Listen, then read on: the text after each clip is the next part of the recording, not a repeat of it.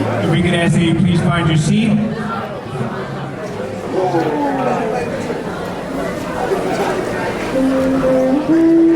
I'd like to welcome you to the secondary school's performance of Curtains. Before we get started this evening, I ask that everyone please rise and join me in the Pledge of Allegiance, please. I pledge allegiance of the United States of America and to the republic for which it stands, one nation, under God, indivisible, with liberty and justice for all. And without further ado, I turn it over to Ms. Laila Sales, the Director of Fine Performing and Culinary Arts. Thank you so much, Mr. Pumo. Thank you, everybody. It's so wonderful to see everybody here. I'd like to welcome you to our theatrical production of Curtains. I'd like to give a special thanks to our central office, Mr. Daniel Riemann, Mrs. Dina Riley, as well as Mr. Brian Phillips. Also our Board of Education, thanking them for the opportunities that they provide here for all of us to engage ourselves in the arts. And then I'd also like to thank Mr. Pumo, our assistant principal, Mr. Burkle, and Mr. Mesidor, and Ms. Lambo. And I'm not going to talk much. I'm going to pass this over to our wonderful Mr. Heckler, our director and producer of the show. Enjoy. Thank you so much. Thanks for coming. I just want to thank our team for making this happen. So much goes into it when you run a play like this.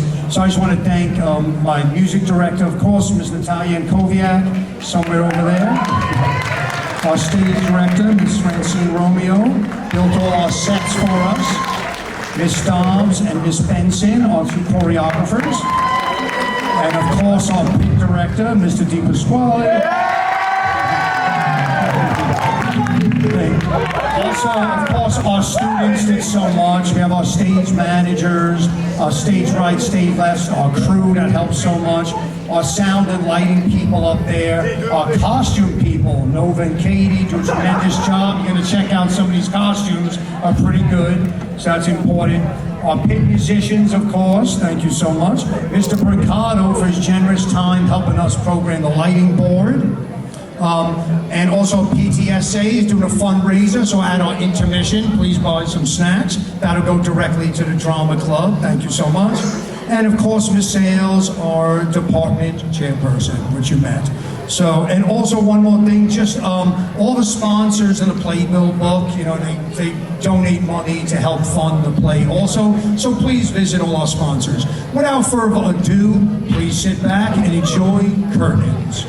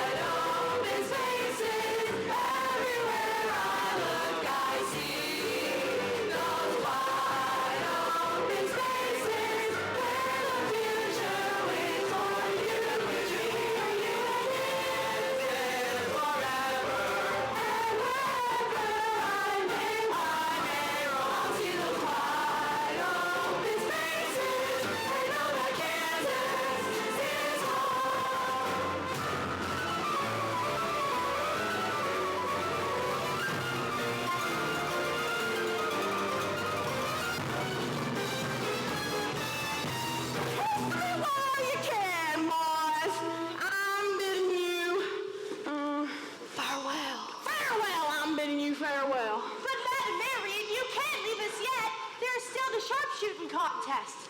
Parson Tug, if we lose, the bank's gonna foreclose on the schoolhouse. I thought for sure that masked gunslinger was gonna save the day. No, Rob Hood got thrown in jail for robbing from the railroad tycoons and giving the money back to the farmers. What do you say to that, Madam Marianne? Would you like us to hold our horses 1 second? Hold your horses! 1 second! I see someone taking aim at this here target. But he can't win. There's already a bullet smack dab in the middle of the bullseye. Why, he shot that other bullet in half. No, not quite yet. Why, he shot that other bullet in half. Look, it's Rob Hood. I wonder what face belongs to those lips I love to kiss. This fight? Quiet, Ellen Odell, that friendly lawman from the east side was so crazy about. I thought you were all done with us. Not when I finally found myself home, keeping company with the people I care most about. You came to us a stranger, rid this place of crime, and gave us a new hope in ourselves. That's gonna be one tough act to follow. Well, how's this? Will you be my lawfully wedded wife, Miss Nancy? Oh, yes, I will.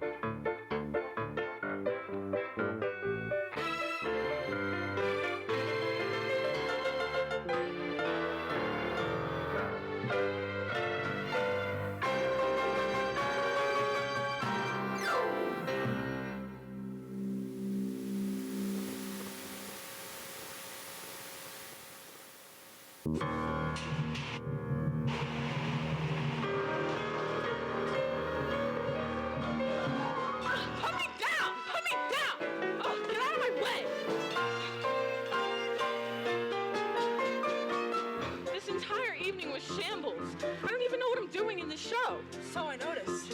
I was distracted all night by some guy in the front row who kept waving his hands at me. That was the conductor. Wide open spaces, everywhere I look I see those wide open spaces where the future waits for you and me. It's Kansas forever. And wherever I may roam, I'll see those wide open spaces. I know that Kansas is home.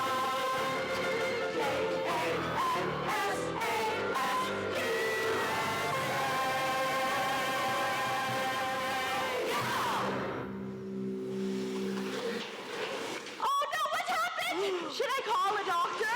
No, Boston Hospital's just down the block. It's okay, she's got her pulse. That's the first time she's ever kept a beat. Hey, Bobby, Randy, can you help me carry her? Why not? I've been carrying her all night.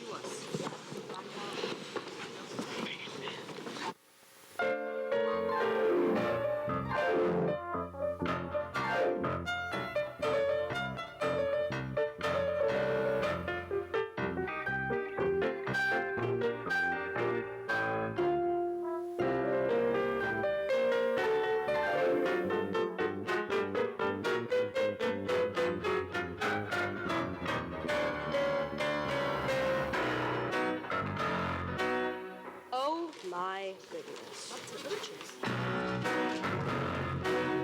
Holy Mother in Heaven! Holy crap! What? The reviews aren't good? What don't they like? That we put on a show. The Boston Globe says, if you loved Oklahoma, stay there as long as Robin Hood's running in Boston. How about calls to mind Walt Disney's Pinocchio? Because its star is wooden, ought to be hung by piano wire and swallowed by the first whale that enters the Boston harbor. Who said that? The Christian Science Monitor. You're the producer, Carmen. I sunk last year's profit from my 1958 lingerie line into the show. There's gotta be something in the papers we could use. Let me consult with the writing team. Aaron, Georgia, does debacle have two meanings? No. Well, that's a shame. Critics! Who'd make a living killing other people's dreams? I mean, what kind of man would take a job like that? What kind of slob would take a job like that? Who could be mean enough, base and obscene enough to take a job like that? Wait a minute, here's something in the Herald that might be good. Formerly married composer and lyricist Aaron Fox and Georgia Hendricks have provided film star Jessica Cranshaw with a star vehicle that ought to be driven off a cliff. What kind of mom would raise her boy like that? Who'd want her baby to destroy like that? Who could be jerking up, hard up for work enough to take a job like that? Oh, what kind of low down dirty bum? Oh, what kind of swinish scurvy scum? Lonesome as they come, I wonder. What kind of man would take a job like that? What kind of putz would make you nuts like that? Who could be thick enough, mentally sick enough? Who'd wanna grow to be everyone's enemy? Critics are hated and so excoriated. Tell me what kind of man would want a job like? Hey, get a load of this. The Cambridge Patriot says, considering the talent and the experience of veterans involved, Robin Hood is sure to be a huge Broadway.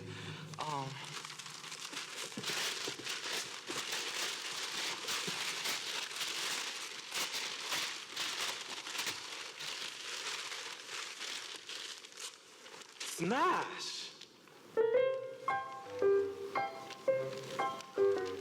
What kind of genius has a mind like that? So perspicacious, wise and kind like that.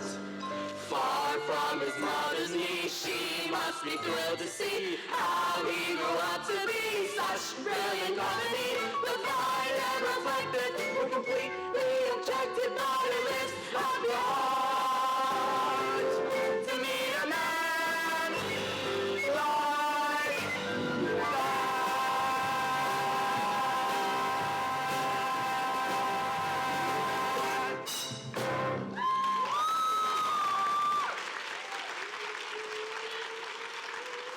Well, that's all well and good, but the Cambridge Patriot is not the Boston Globe. The Globe is the review we needed. Funny how none of them mentioned Jessica's fainting. Well, she fainted during the bows, when the critics dash out of the theater to dash off their post-mortems. Face it. We've given our notices and we've been given notice. I'm afraid you're right. No, you two are just oversensitive because you wrote the show. This is only round one. The first musical my husband and I produced was Savage Out of Town, but we rolled up our sleeves, did a major rewrite, and brought it to Broadway. And that musical, my friends, was Kiss Me. I'm Irish. Close before the audience soap and the playbills, of course, but point is, this is a Cindy and Carmen Bernstein production. We decide if it goes to New York, not Daryl Grady, the Boston Globe. So, we're still shooting for Broadway? Aaron and Georgia, you keep writing tunes that bounce. Oscar, you keep writing checks that don't. Very nice, but until our leading lady gets out of the hospital, I mean, who knows what happens next? Well, they just have her under observation. I'm sure she'll be out by the morning. Is there no limit? Sounds like our director. Is there no limit? She got such horrendous reviews. Is there no limit, I ask you, to my unbridled brilliance? Chris, where were you tonight? I put a lot of money into the show, and as our director, you owe all of us your dedication Oh, be still your foolish mouth. Nothing to be gleaned by one of a fraudulent audience of an opening night. Went for a walk, passed by the Cathedral of the Holy Cross, went inside, wildly spiritual. I tell you, those Catholics really know how to put on a show. And right there, in the middle of the Eucharist, I had an epiphany. At this stage in the life of any musical, one should refrain from inventing anything brilliant, but eliminate all that's awful. What I want to ask without fear of contradiction was the most awful thing on our show. Jessica, of course. Carmen, I came here to ask you to get rid of our star. Just for the cast to inform me, she's in the hospital. I see the hands of the Lord in this. Mrs. Bernstein, there's a phone call for you in your office. Thanks, Joni. That's probably my husband calling. And where was Sydney tonight, Carmen? Sydney's in New York booking a theater for us. And knowing my husband, also booking a soprano who can't dance but knows how to move. At least she can joke about it. Oh, well, it's easy to joke about marriage when men like Sydney and you don't take it seriously. There's no comparison. I never did more than flirt with any woman in any cast once you and I got married. Barbara, O'Brien. Oh, she was an usher, and that was only after you moved out. Oh, so you finally looked up from your music and noticed I was gone.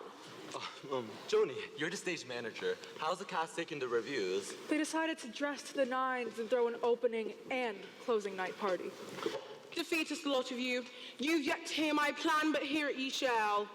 Joni, come help me watch you move the piano. What plan? You think she wants to go to Broadway using an understudy? Oh, well, at least we'd still have Bobby in the title role. And that's what matters, right? I mean, the only reason you teamed up with me again was so you could rekindle your romance with our leading man. Aaron, when I signed up for the show, I had no idea Bobby was doing it. Oh, really? Then why at our very first rehearsal did you walk right up to him and say, Hi, Bobby. Hi, sweetie. Looks like we're going back to New York a little sooner than I thought. But if I'm going back with you, then this is one flop that's a big hit with me. Eh bien, mes enfants. A brief demonstration of what's been wrong with this show since its very first love song. Do you mean thinking of him? Because that's one of my best songs in the show. One of our best songs. Georgia agrees with me. Nonetheless, I've had an issue with it since our very first day of rehearsal. Georgia, sing our leading lady's opening number. What? Which song is this? Oh, the one with the new lyrics Georgia wrote about me. About Rob Hood. Precisely. Aaron, play. Oh my God. Georgia, sing. Joni, put her in like Q5. Like Q5. Like Q5? This is silly. I haven't sung on a stage in years. Just sing. Thinking of him. Thinking of him. Sometimes it seems I spend every moment of my waking day thinking of him, making him laugh, sometimes making him strong, sometimes making him feel someplace in the light is his, telling him just how special he is. Thinking of him, thinking of him, telling the truth when no one is willing to tell him the truth, fighting for him, living for him, thinking it over, that's what I think I'll do. Isn't it time? Isn't it high time? I was thinking of me too. Maybe it's time. Maybe it's high time. I was thinking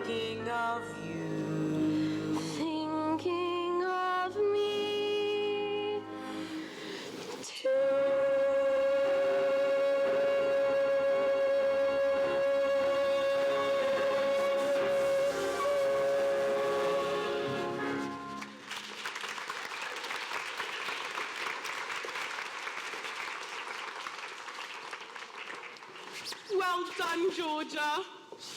Now I finally hear how that song was meant to go. Listen, Chris, if you say there's been something wrong with that tune since our very first rehearsal, you're gonna have to tell me what. It's that we ever allowed Jessica Cranshaw to sing it.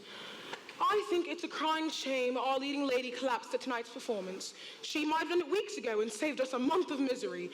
But the cavity that Jessica has created must be appropriately filled. May I speak as Jessica's understudy? I would feel terrible taking over under these conditions. Oh, no need to feel terrible, Nikki. But no need, because you're still going to be the understudy to Georgia. Georgia? Huh? What? I thought she just did words. She hasn't danced in years. Anything's better than Jessica. I don't know, Chris. You know the score and the script better than anyone else. You sing the songs from your heart because that's where the words come from. I realize it's been quite some time since you've traded in your tap shoes for a rhyming dictionary, but... Excuse me, but speaking for those of us in the chorus, I really think Nikki should get the role. I mean, she's talented and dedicated. And if she gets the lead, you would get her part. Well, yeah, that too. Nice try, Bambi. But either Georgia is in or I'm out. What do you say, Oscar? Chris, I'll put my money where your mouth is. Launder it first. Aaron, I assume this move meets with more than just your approval? No, to be honest, it doesn't. Thanks for the vote of confidence. I have my reasons. You always have. Besides, this entire debate is pointless if Jessica shows up tomorrow. Heavens help us, her performance was worse than ever this evening. Jessica Cranshaw will never be better than she was this evening. But she was horrible. I know, but she'll never be better. She's dead. What? That was the hospital on the phone. In terms of future performances, Jessica Cranshaw now has a conflict. What happened? They wouldn't tell me. Chris, would you like to say something to the company about Jessica? Well, shall we observe a moment of silence to match the audience's reaction to Jessica's opening number? Sorry. Well, all right. Let's all form a semicircle. Boy, girl, girl. Tours on the inside. No, Bambi, you're blocking the entire right side of the house. People, Jessica was part of our company, and now we part company. And I'm sure you all remember her in your thoughts and in your resumes. And as thespians, I know you would all love to portray your sorrow, both as a tribute and as an acting exercise. Sasha, F sharp minor.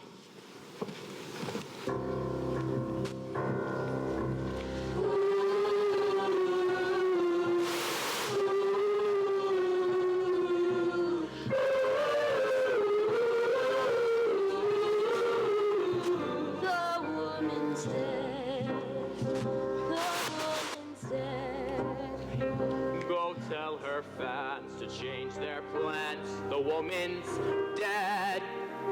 Would someone care to say a prayer? Who might that be? Don't look at me. The woman's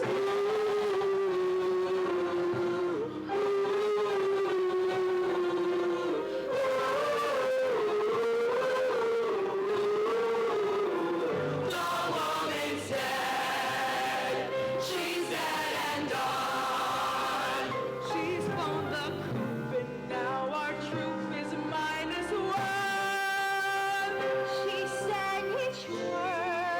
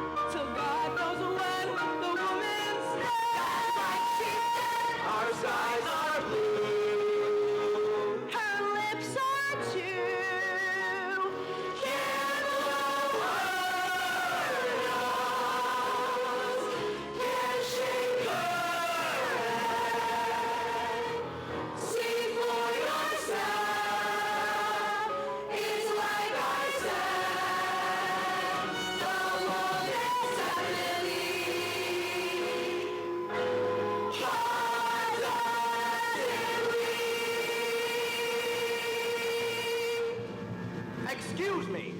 I'm Lieutenant Frank Chaffee of the Greater Boston Police. I'm assigned to the Homicide Division, and oh, it is an honor to be standing on the same stage as each and every one of you. Dead! Dead! Dead!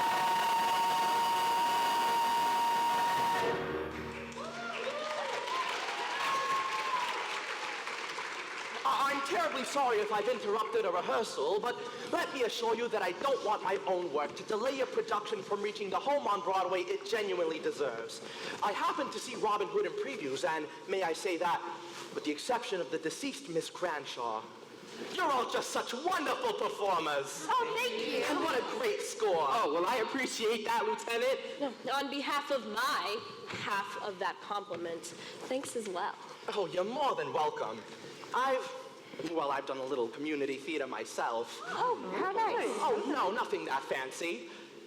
Although my Billy Bigelow at the Brooklyn Bondhouse did receive a favorable review, and in A Midsummer Night's Dream, my bottom was very well received. Ah, I see. Wait one moment. You say you're from Homicide? Well, yes. According to a preliminary autopsy, it's clear to see that Jessica Cranshaw was murdered. Oh.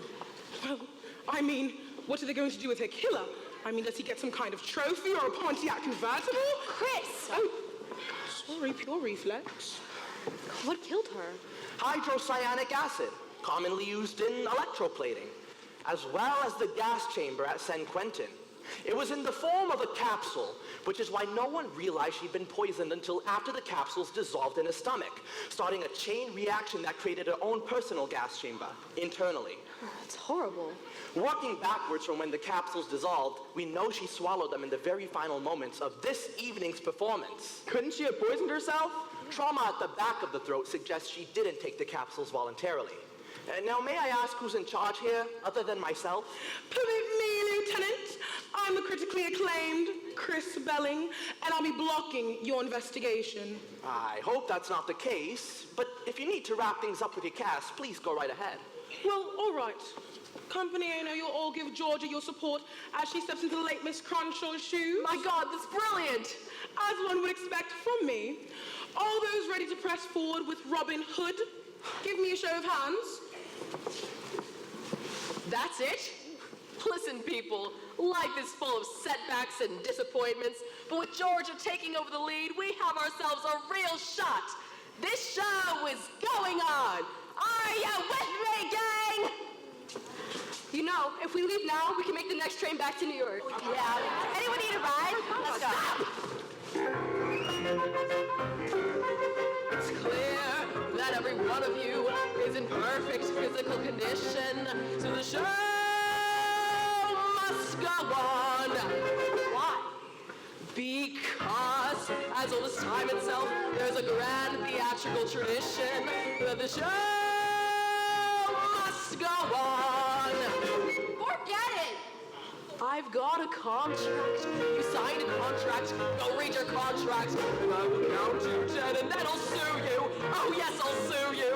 And when I sue you, you'll never work again. You can't talk to us like that. You're crazy. It's not fair. Who's the equity representative? I am Mrs. Bernstein. As equity deputy, I must inform you that any further threats and you will be brought up on charges. Oh, shut up, Elaine. The name is Bambi. Mother? All right. Let's put it this way. For the backers, they come asking your permission to let the show go on. The show must go on. The show must go on. Why? 'Cause I say the show must go on. No way! I can't believe I'm hearing this. No, I won't believe it. Putting on a show has got to be the most fulfilling thing any person could ever hope to do. You people, you're all heroes to me. You're a special kind of people known as show people. You live in a world of your own. The audience paid plenty to sit there and clap, hearing you sing, watching you tap. Did you know your dentist longs to be in show business? Your window washer wants to be a star. And though your analyst may never count it that way, you don't know how lucky you are. Some policemen and detectives dream of show business. They can't get arrested, but still they sit around the station and fancy this life. They cheer Sherlock Holmes and cheer Matt the Knife. Ask your cleaning lady, don't you dream of show business to vocalize a stretch beside a bar? Her affirmative shrug as she shampoos your rug lets you know how lucky you are. There's a special kind of aura around a show person. Just ask the next waiter you meet. He walks in fifth position, his voice is just grand. He gives you the check, you give him a hand.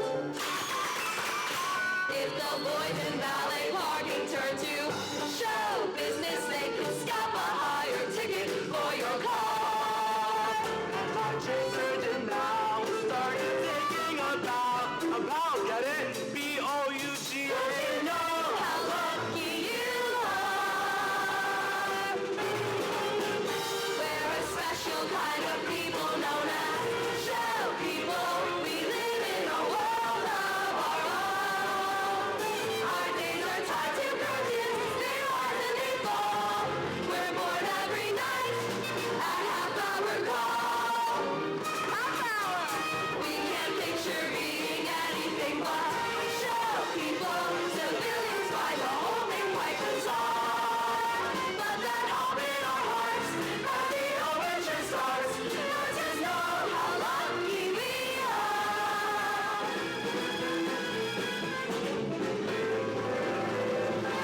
Show people.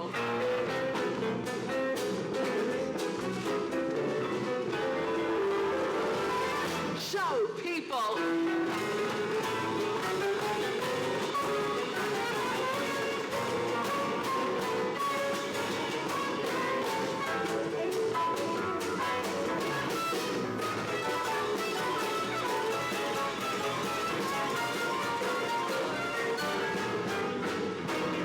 It's an honor and a joy to be in show business. I feel that spotlight hit me and I'm gone. At the last curtain call, I'll be enviable. So I know the show must go on.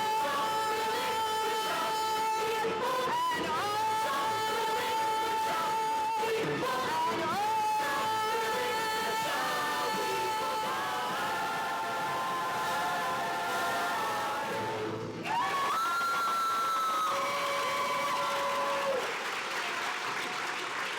and And listen, Robin Hood should really go on. Lieutenant, may I speak with you for a moment? My name's Nikki. Harris! Oh, Miss Nikki Harris. I read your bio several times through on the bus ride home the other night. May I say I found your performance particularly memorable? Oh, it was just lovely. Well, thank you. Lovely. Well, thank you. Oh, I'm crazy about her little vibrato. You're very kind.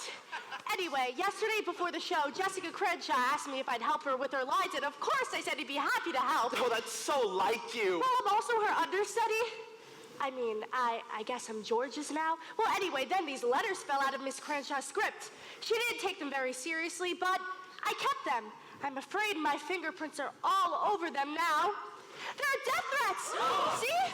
The words in the letters are cut from a newspaper or a magazine with curved little finger scissors. I would imagine. You're murdering the score, but I'll murder you.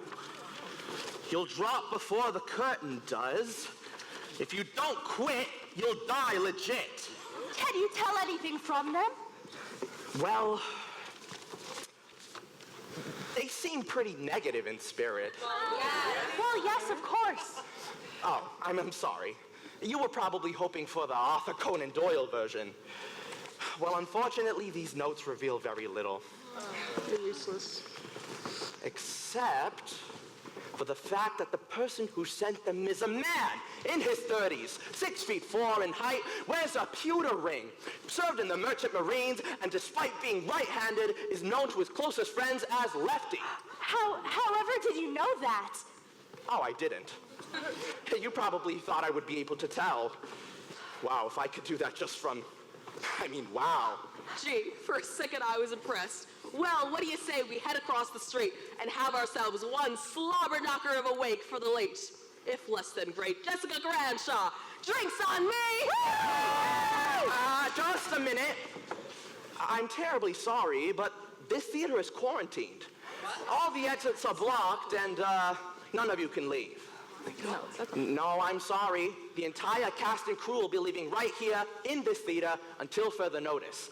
Emergency services will bring cops and meals. Excuse me, but the talented members of this cast are entitled a day off. The talented members, and even you, Elaine. Excuse me, and tell me if I'm wrong here, but Jessica Cranshaw never left the stage in the show's last 10 minutes. If that's the case, then I'm sorry, but she had to have been murdered by one of you. I've never had a case with this many suspects before, and I can't have you all followed around the clock. Better I keep you right here under lock and key until I solve this crime. You're taking the law into your own hands, Chaffee. Well, that's sort of what I'm paid to do. It's why I have my own badge, my own gun. Anyway, being sequestered here will allow you all to focus on fixing the show. Fixing? Get your goddamn hands off of me! Are you listening? Who is that? Sounds like my husband, on his best behavior. I guess he left New York. Lucky New York. Well, isn't this just peachy keen? You guys waited up for me. Hi, Sydney. Hi, Sydney, welcome back. Yeah, settle down. Joni, I'm still wearing my coat. Sorry, Mr. Bernstein. Yeah. Sydney, it's been an awful night. I hear you, Chris. And I'm turning in my resignation. I can't hear you, Chris. How you holding up, Oscar? Oh, can't complain. That's right. You can't. Welcome back to Boston, Sydney. Well, hello. It's me, Sydney, Yeah. your stepdaughter. Oh, no. Sorry about that. Fawn. It's Bambi. And last but the least, Mrs. B, my junior partner and lesser half. All right, let's get this over with, Sydney. What, you're expecting me to be upset? I left you in charge of an opening night and returned to find deadly reviews, a murder-leading lady, and a bunch of cops who are telling me that I can't leave this theater? It appears you've arrived at just the wrong time for you, and just the right time for me, Mr. Bernstein. Excuse me? Lieutenant Frank Chaffee. Anyway, I'd like you all to go about your various tasks as though this weren't the scene of a homicide. Detective McNichol is waiting downstairs for your pertinent information. I'd like you all to give him your name, address, and 8x10 glossy. And I will be speaking with each of you in the morning. Pleasant dreams, everyone.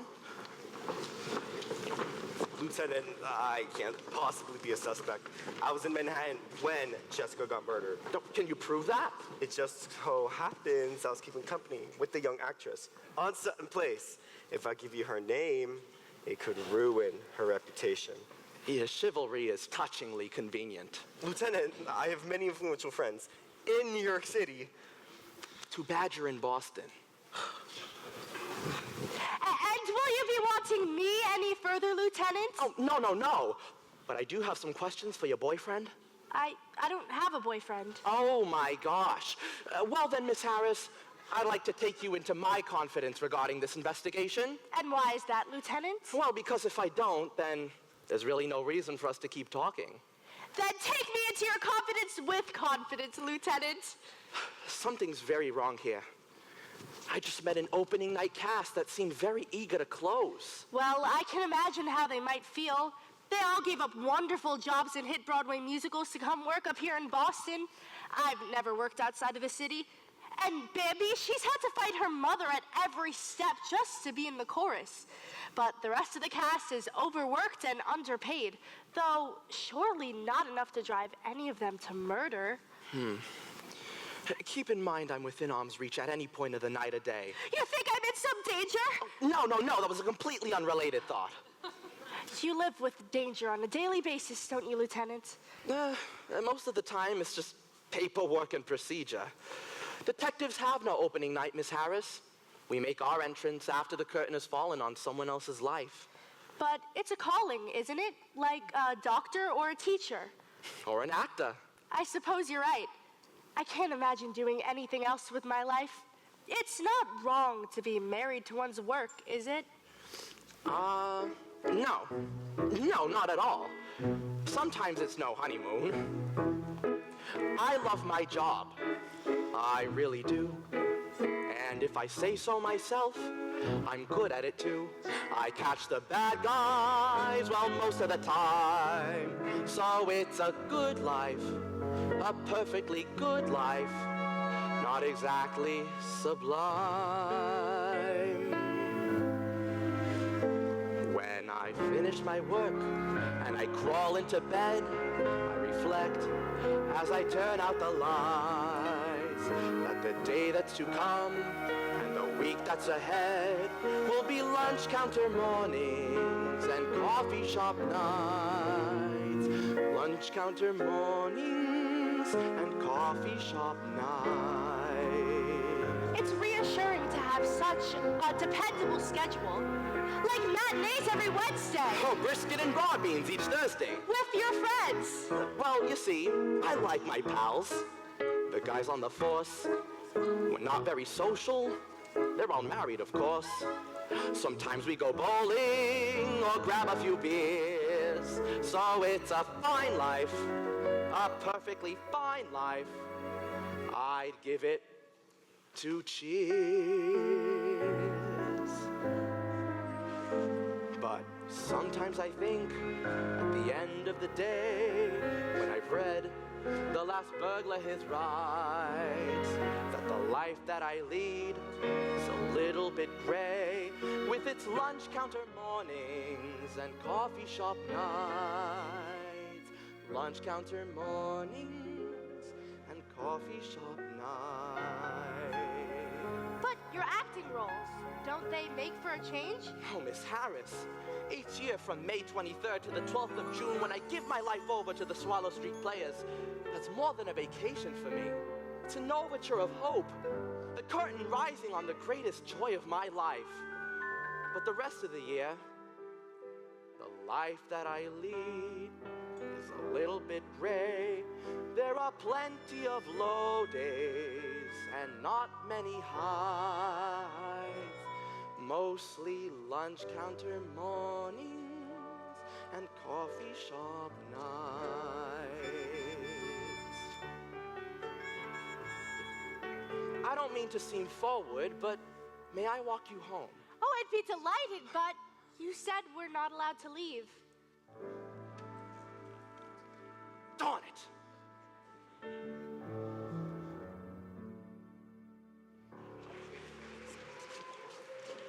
don't know if everybody's here. Oh, well.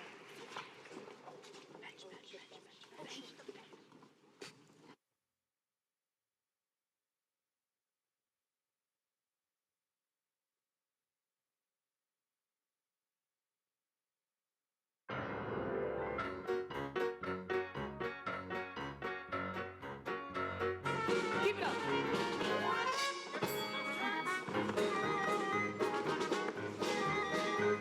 I like what I'm seeing.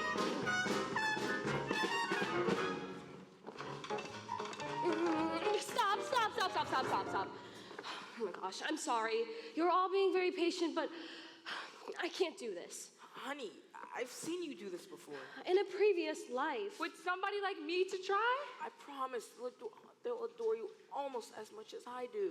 I can go from grand jeté right into a split. And you're looking just great. Impossible, I know, but somehow I do it. If one of you is the killer, would you please take her next? Folks, Detective O'Farrell is here with the last delivery of clothes from your hotel rooms. You can claim your bundles downstairs. And in 1/2 hour, Lieutenant Chaffee will begin questioning altos and tenors. Lieutenant, rising from your interrogation chamber to grace us with your presence. I thought I'd stretch my legs. I've been stuck in the green room all day. Sorry about that. I intrigue you, don't I, Lieutenant? Yes, Miss Belling, as both a director and a suspect. Lieutenant, I got what you wanted. Oh, thank you so much. And did you get the clothes for Nikki Harris that I asked for? Yes, nothing like blues and greens, just like you asked. Why? Are you trying to set some kind of trap for her? Oh, no. I'm trying to match her eyes. Excuse me. Lieutenant Frank Chaffee, homicide. Mind telling me who you are and how you got in here? Oh, as a member of the press, I'm exempt from quarantine, Lieutenant. Dale Grady of the Boston Globe. After the review you gave Robin Hood, I can't imagine why you'd show your face here of all places. I'm as mystified as you. The show's producers called and asked me to pay a visit. Bernstein, Miss Grady. Our thanks for coming, if not for your review. Listen, I tried my level best to say something good about your production. I praised the choreography and that young lady who played the schoolmarm, Miss Nikki Harris! Right. Well, I'm afraid it's all history now. My condolences on the loss of your star. And your show. Daryl, when you interviewed me last week, I told you we were going to Broadway no matter what you wrote about us. We're keeping Robin Hood open, and once you've ironed out the kinks, we're asking you to review it again with Georgia Hendricks in the lead. Georgia Hendricks? Your lyricist? She hasn't been in the show in ages. That's some story. And there is a precedent for reappraising a show with a new lead. Tell you what, I'll re-review your show tomorrow night. Tomorrow? Listen, it's the best that I can do. And to be fair, keep in mind, not many shows can survive 2 bad reviews from the Globe in 1 week. Carmen, go tell the cast we've got 20 for us to hold a whole week of rehearsals. And listen here, Carmen, if we fail, you'll live to regret it. Sydney, you think you're so tall and mighty, but you'll always be a lowlife. Oh, good day, Lieutenant. Oh, you just made it one, Miss Harris. That dress goes very nicely with your eyes, Nikki. Oh, thank you. I can't believe it! Terrell Grady, am I allowed to offer my thanks for the kind words you wrote? Please try not to misunderstand, Miss Harris, but I try not to fraternize with the artists I review. But let me just say, you did stand out in what was otherwise an abundantly misguided production. Miss Grady, I thought your review of Robin Hood was needlessly cruel and way off the mark. Well, I'm not so sure you know how to judge acting, Lieutenant. Of course, you're the expert. However, I regret to inform you that I am now placing you under arrest for the crime of murder. What? Have you lost your mind? Any statement you make may be taken down in writing and used against you in a court of law. This is crazy. What are you saying? I'm saying my best lines from Agatha Christie's Murder at the Vicarage. I played Chief Inspector Slack for the Natick Town Players 2 summers ago. Oh, did you think I was saying that for real? Gosh, I'm not sure you know how to judge acting, Miss Grady. You can go now. Come on, Grady. I'll walk you to the door. Swell acting, Lieutenant, and not just on a community theater level. I mean college. Oh, why, thank you. So, if you don't mind my asking, how is the investigation coming along? Well, I've been looking over the show's financial records, and you know what? You were right. Everyone here is working for the same equity minimum.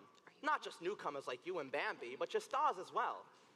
Look, this is no place for us to chat about it. Why don't we get out of here for a little while and... You won't let me leave. Darn it.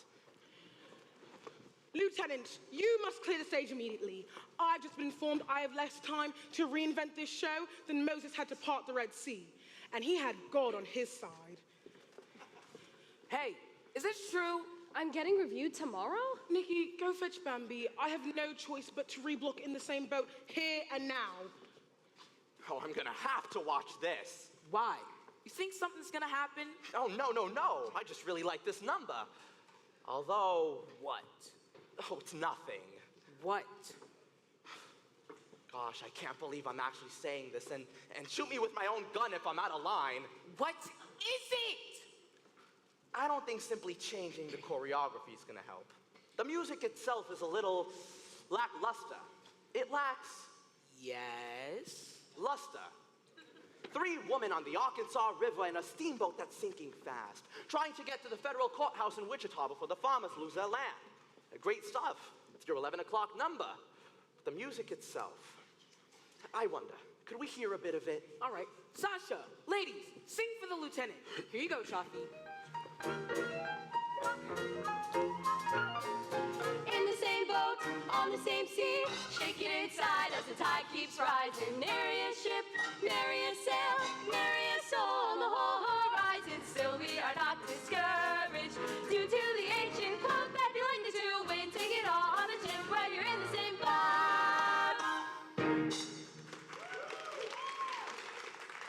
You see what I mean? For such a big moment in the show, it's a little mild-mannered. Strangely enough, I agree. We need a completely new composition, something catchier than Pink Eye. Oh, you want a hit? Yes, and not some song from one of your failed musicals, none of your Ein Klein trunk music.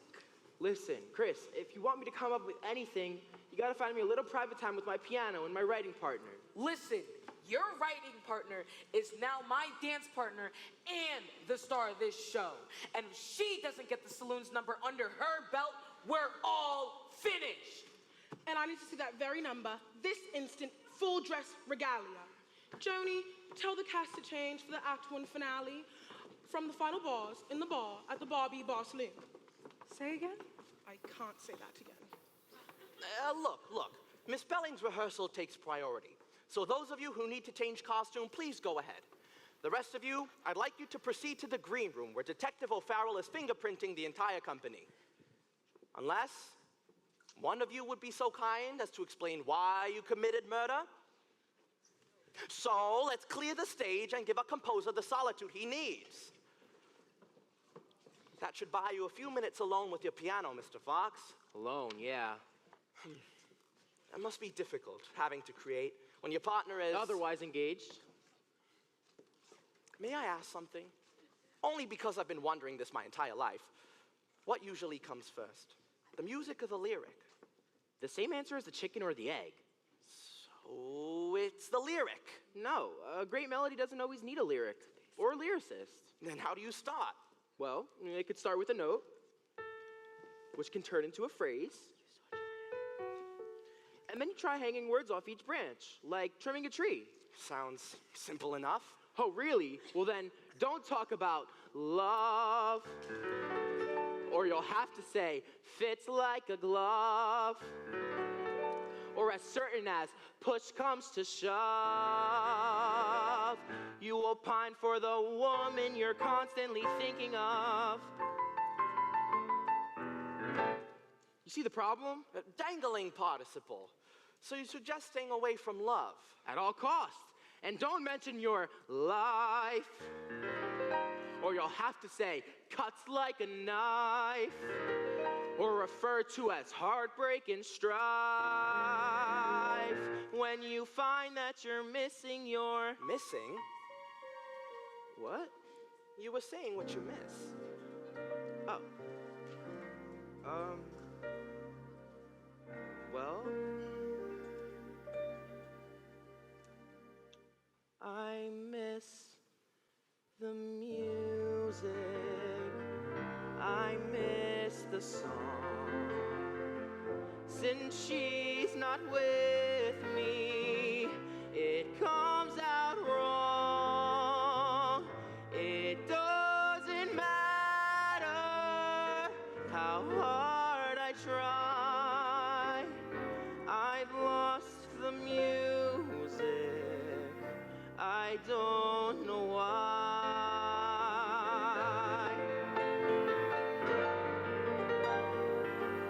You may have known before I met her, I wrote alone. But if you ask me what I prefer,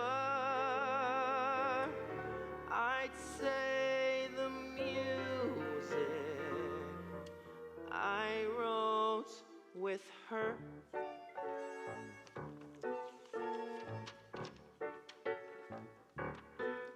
When you're writing a song and you've a partner, the room is filled with jokes and chatter.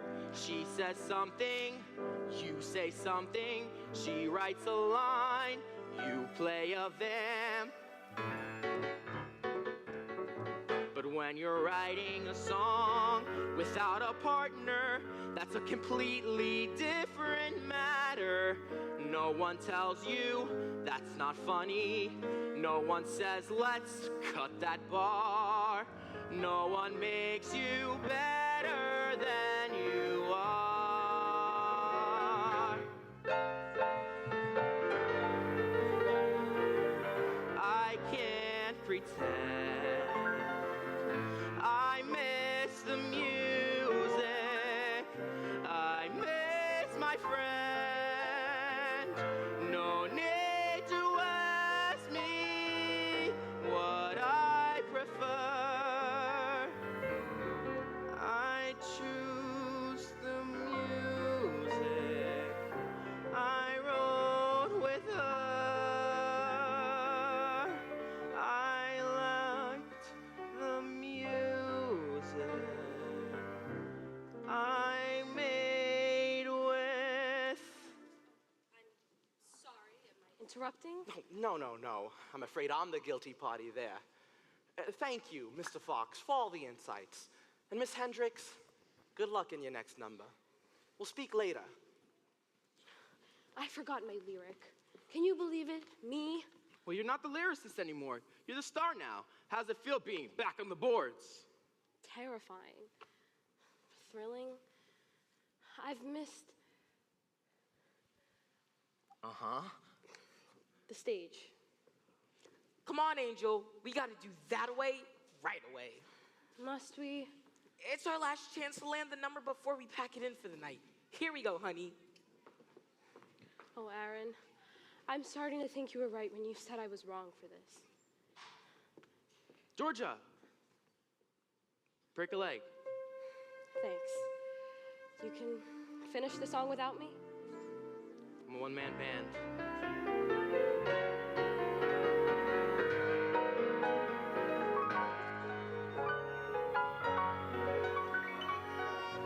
I miss the music. I miss my friend. No need to ask me what I prefer. I choose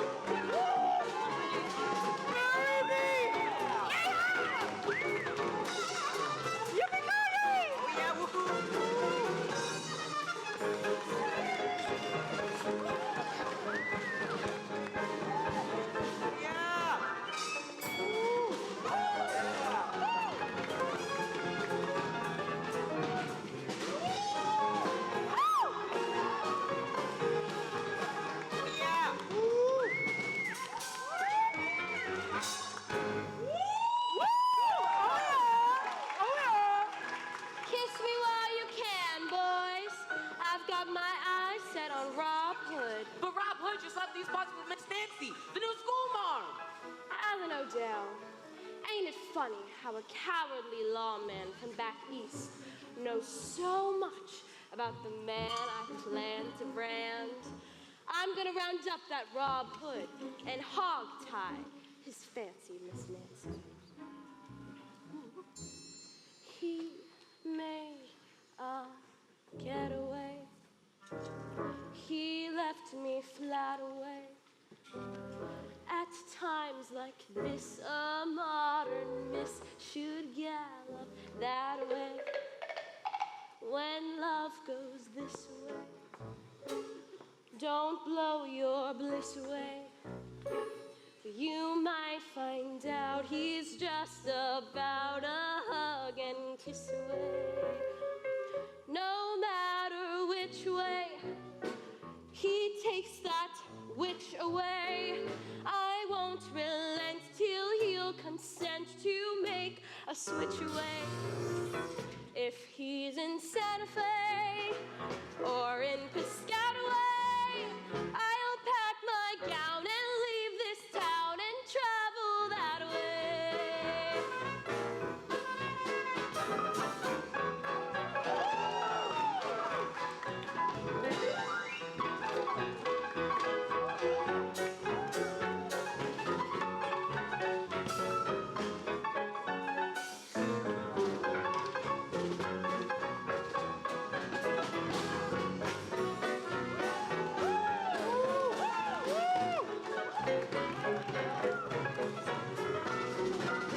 If he's in Paraguay or even Mandalay, I'll grab my horse and set my course to reach him that way.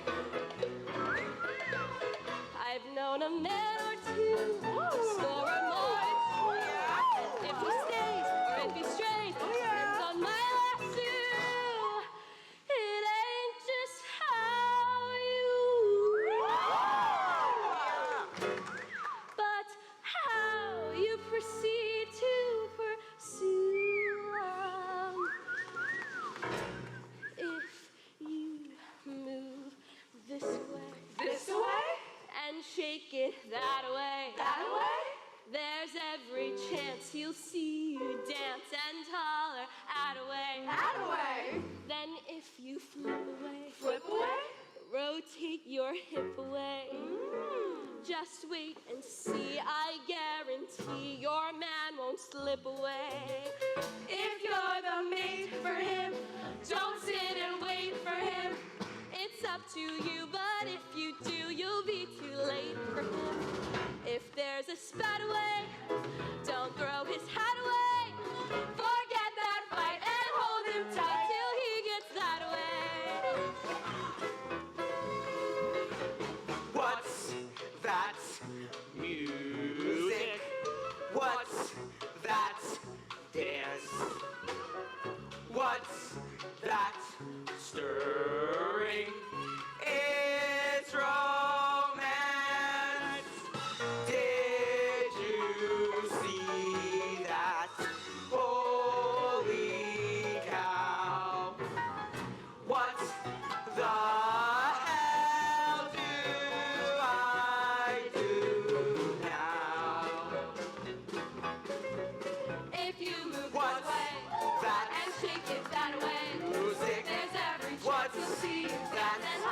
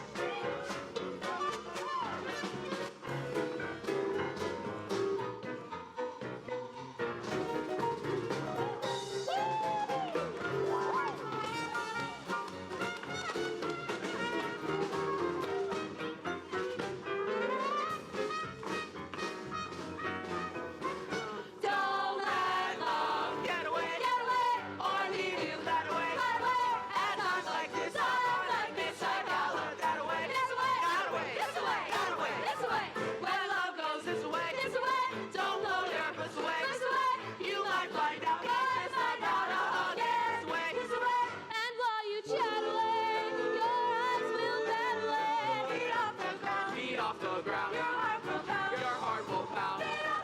Your heart will pound and bitter fat away. Don't chew the fat Don't away. chew the fat. We have a fact to say. Let's run the race. I'll set the pace. Cut to the chase. Let's all go that way. Or maybe that way. I'm heading that way.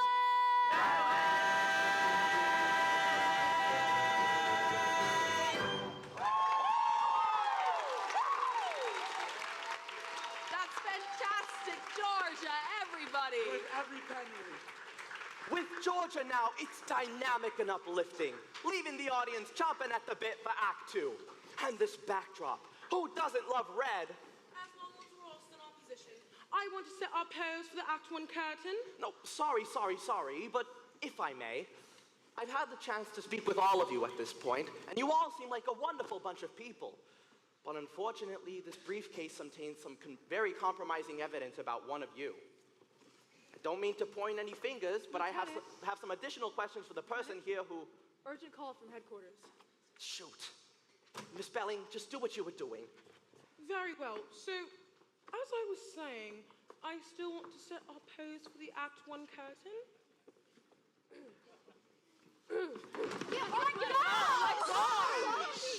Lights! Aha! Just as I thought. As you were, it seems Nikki is the only person who had nothing to hide. And there's nothing in the briefcase, just a container of chowder from the Union Oyster House. Is it been hacked? Yeah, it is. Here you go. So, I've questioned all of you, made a few phone calls, and what do I come up with? A murder victim named Jessica Cranshaw, working for a fraction of her usual firm salary. A distinguished director who despised the late Miss Cranshaw, yet slaves to make this show work all the same. A dancer choreographer who gave up the opportunity to work with Balanchine to do a song and dance for spare change. Ex-partners in marriage and music who inexplicably reunite though they no longer work in harmony. A one-man bank named Oscar Shapiro who, despite having no prior interest in theater, suddenly sinks one payment after the next into this show. A company who celebrates when the show is torn to ribbons by the critics because that means they can get better jobs back on Broadway. What does this tell me? That Sid Bernstein has been blackmailing each of you into doing this show. Even you dancers? So, when I first started out, Sim Bernstein, he insisted that my audition be a private one, but I declined. I told him I didn't want to. And what about you chorus boys? You all seem like clean-cut fellows.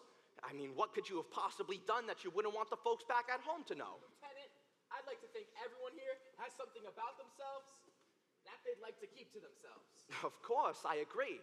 I'm not here to uncover everyone's dark secrets, just the one that pushed someone to murder Jessica Cranshaw. People, I had no idea this is how Sidney got you all to work so cheap. He handles negotiations, not me. But he can't deal his way out of breaking the law. Ladies and gentlemen, you won't be blackmailed anymore. Yeah. But you're all still murder suspects. Now get back to work. You may have joined the show for the wrong reasons, but you're gonna press on because you have a contract. And don't forget it. And Oscar deserves a return on his investment. Thank you. And because the only way I can solve this crime is by keeping the heat turned up in this pressure cooker of a theater. And last but not least, because this could be a really good show. Take it away, Chris. Very good. So, company. All right, we're striking the set. Wait, Joni, no, I still haven't fixed our pose. Oh, sorry. Sasha, the last 4 bars. I'm heading that way.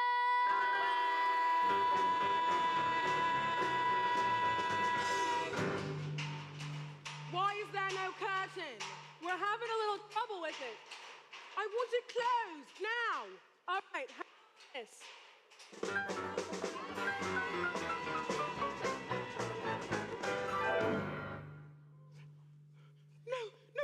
curtain. Oh, did you see something come down as the curtain? Oh my God. Oh my God. Joni, open the curtain quick. Curtain! No, Joni, don't close the curtain. Curtain!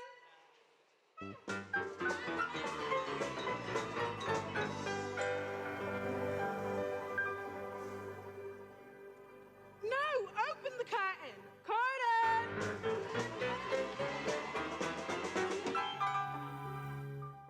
I think we fixed the curtain.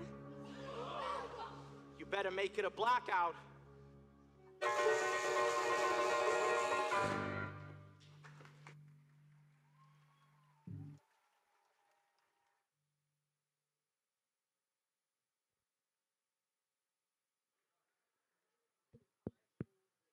10-minute intermission. 10 minutes. 10-minute intermission.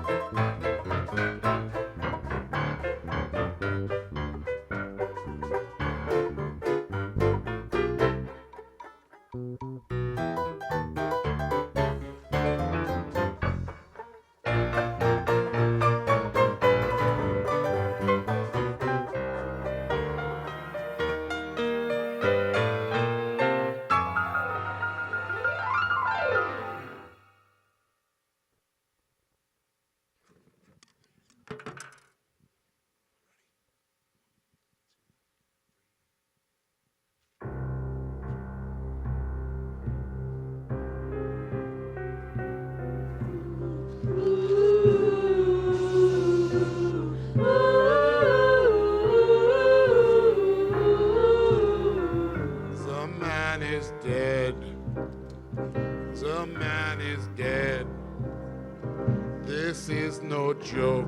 The man did croak, and now he's dead. He breathed his last. He's in the past. He lost his lease, so rest in peace. The man is dead.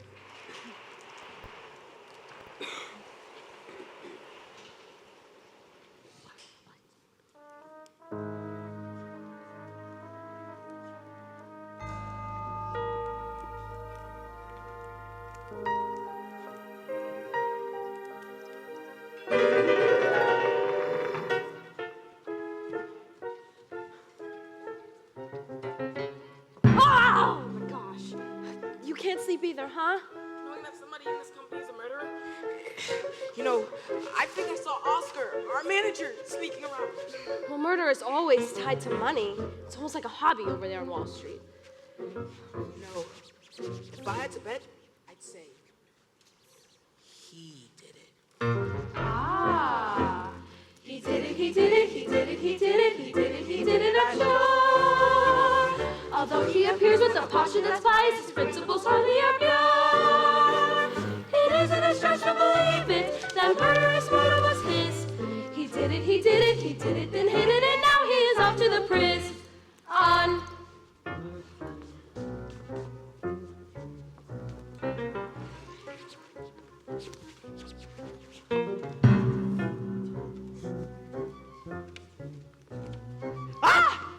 You can't sleep either? Knowing that somebody in this company's a killer? I thought I saw Bambi sneaking around. You know, maybe she killed Jessica so you could take over the lead and Bambi could get your part. Oh, how silly. She should have just killed me. I never said that. If you ask me, she did it. Ah, she did it, she did it, she did it, she did it, she did it, she did it, I know. With laughter she hung him, and after she strung him, he swung like a yo-yo high low. The facts are not really surprising, her murders are probably loose. She did it, she did it, she did it, then hid it, and now she is off to the hoose. Cow.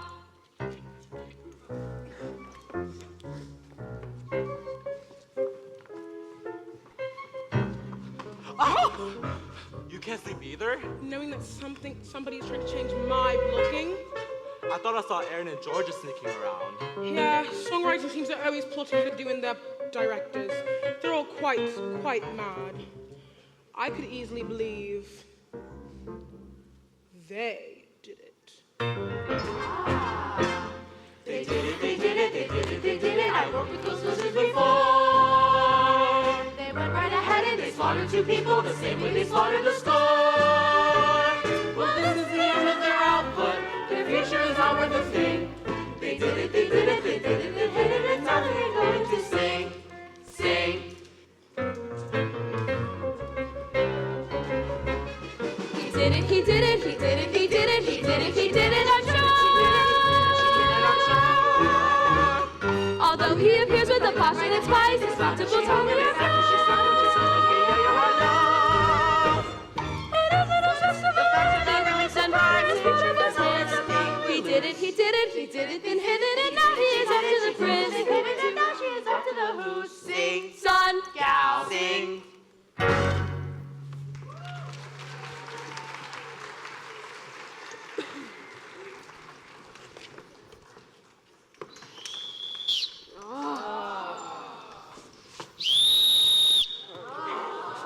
Come on, boys and girls, rise and shine. We'll start with the new version of In the Same Boat. Your breakfast orders are waiting downstairs. Oh, and Lieutenant Chaffee is here. Bring up line 1. Good morning, folks. Welcome back, Lieutenant, to your marathon production of No Exit. I've just come from Sid Bernstein's autopsy. Did they drive a stake through his heart just to play it safe? Chris, not in front of his wife. How are you holding up, Carmen? You all set up for breakfast and nobody thought to tell me? Well, let's at least be considerate of his daughter. Stepdaughter. And even though I was his very own stepflesh and stepblood, he was as cold to me as he was to my mother. Breakfast is gonna be cold if you don't go and eat it now. Well, at least this time all of us have an alibi. Everyone was standing around the stage when Cindy got the old heave-ho. No, the coroner says that Bernstein was struck on the back of the head before he died. Someone knocked him out backstage before you rehearsed George's number, then tied the counterweight rope around his neck, knowing that when the curtain rose, it would finish the job if he wasn't dead already. Sid Bernstein regained consciousness just in time before he died. So this means that anyone with access to the stage could have killed him, including you, Joni. What does that mean? We found a copy of Variety with the words cut out of it in the stage manager's office. Your office. Well, Chris and Oscar have keys as well. Then it seems you 3 are my first official murder suspects. Well, it's an honor just to be nominated. Oh, but you're all still under suspicion. I found this little black book in Bernstein's breast pocket. Look familiar? Each page has the name of a cast member with a little notation in Bernstein's personal secret code. Obviously a memo of why each of you were being blackmailed. No! Meaning no, I wasn't being blackmailed, but also no, I've just found more death threats! And they're covered in my fingerprints once again! Oh, that's all right, Miss Harris. You've already proven yourself to be forthcoming and trustworthy and just so very nice. Well, thank you. Dear Sid, end the show or it's the end of you.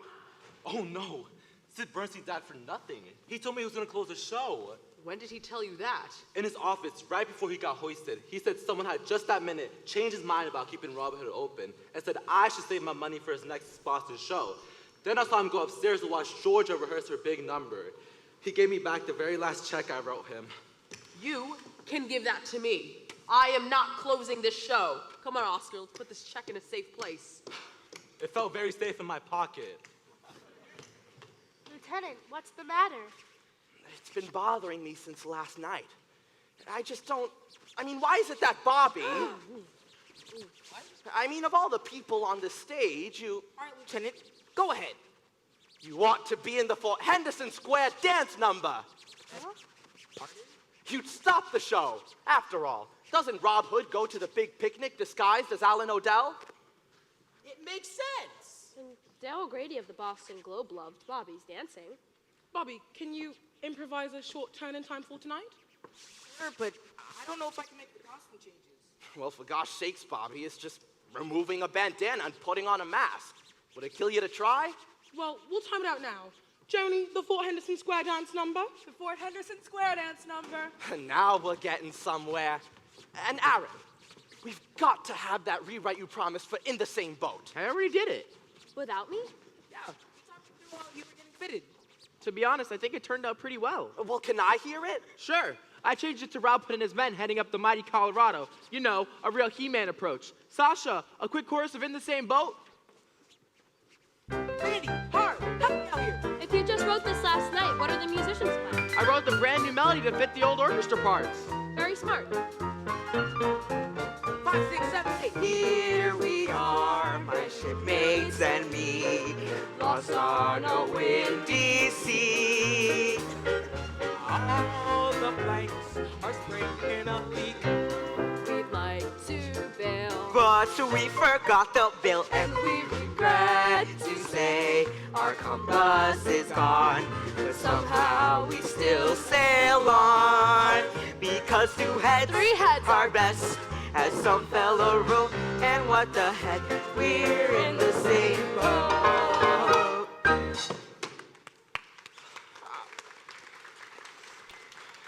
I'm sorry. No, believe me, it's a bold attempt, and it definitely has some of that vim we've been looking for, but there's still something missing.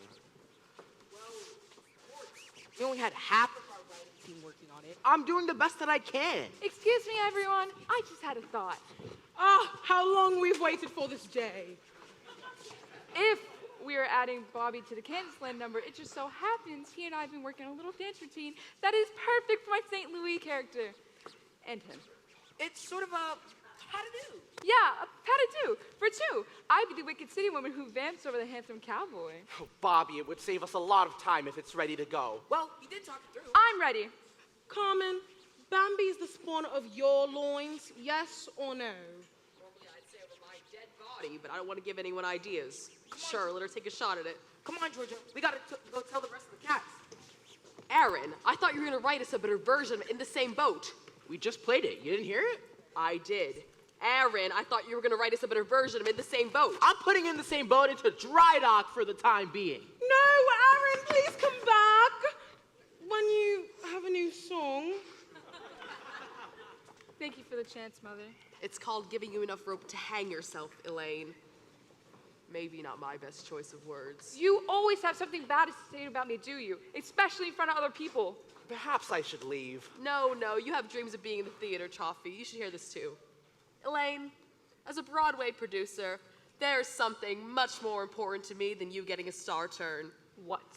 Me turning a profit. I've never been known as one of those stupid clucks. Elaine. Bambi. Who pisses away a lot of her hard-earned bucks. Elaine. Bambi. And facing the fact your coloratura sucks. Bambi. The which breaks your mother's heart. Forget about the part. It's time for you to know why I really back this show.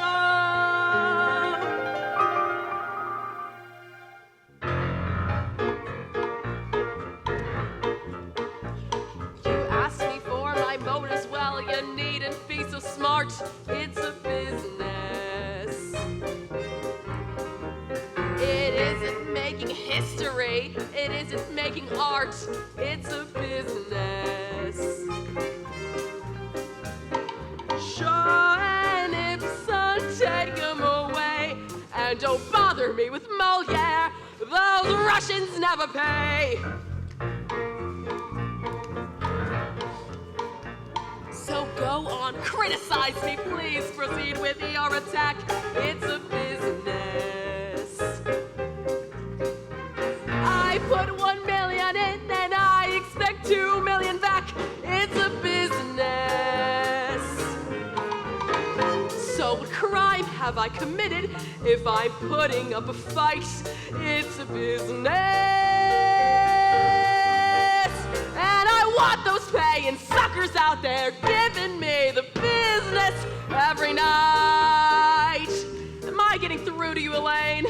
I'm sorry, Mother, but to me, the theater is a temple. What, so it should only be filled on the Sabbath? Come on, fellas, give me a hand. Very funny, you know what I mean. Back me up. The not-for-profit theaters don't need to turn a buck. That's not business. That's not business. So give them a list of Strata and I wish them lots of luck. I do business.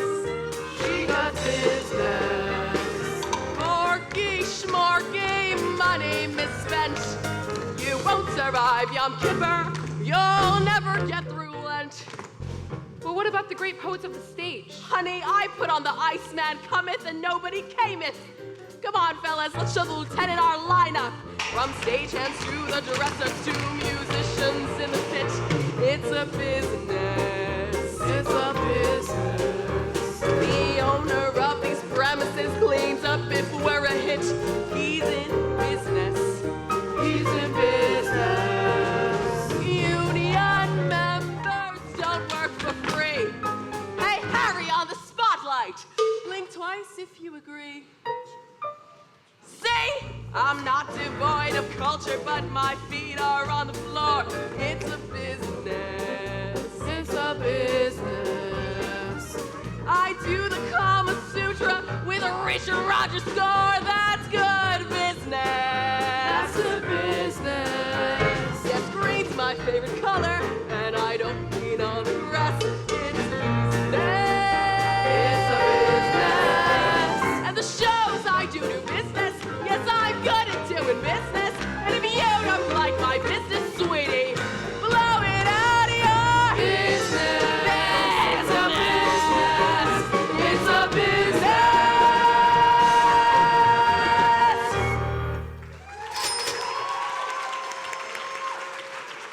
And it's strictly business, Elaine, when I say you're not star material. That's my opinion, and I don't care who knows it. Well, I think my dance can be pretty provocative. Sweetie, the only thing you could arouse is suspicion. Joy beyond my wildest dreams. May I? Carmen, how many more hours before we get re-reviewed by... Dale Grady of the Boston Globe. Oh, Grady, you're not what I expected, but then again, I've never actually seen a photo of you. Complete anonymity is a critic's best tool. I suppose I shouldn't bite the hand that slaps me, but it's unethical for you to review our rehearsal. You forget that I report on theater as well as review it. Your show is news, and I'm setting aside my customary professional distance to interview your members down in the green room with your permission, Miss Bernstein. Free publicity, Carmen. Poor Sidney would have died for this much publicity. And he did. Green room is yours, Grady. Well, let's just run the Fort Henderson Square dance number. We'll have Bambi auditioning a new section with Bobby. This I have got to see. Keep all your fingers crossed. And let us follow the yellow brick road in the wrong direction all the way back to Kansas land. Sosha, yee-haw.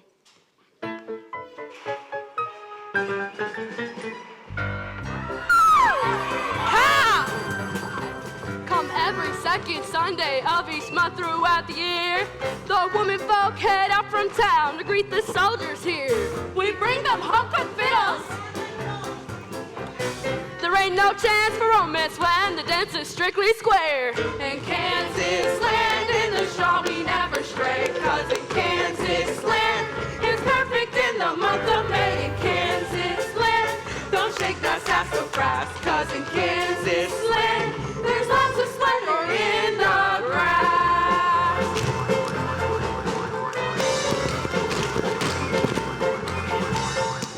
Then this St. Louis woman came a-knocking at the door. A former farmer's daughter gussied up in haute couture. At first the heated cavalry thought she was hot to trot. She picked that boy Rob Hood to tie his noose or tie the knot. Yeah? Woo!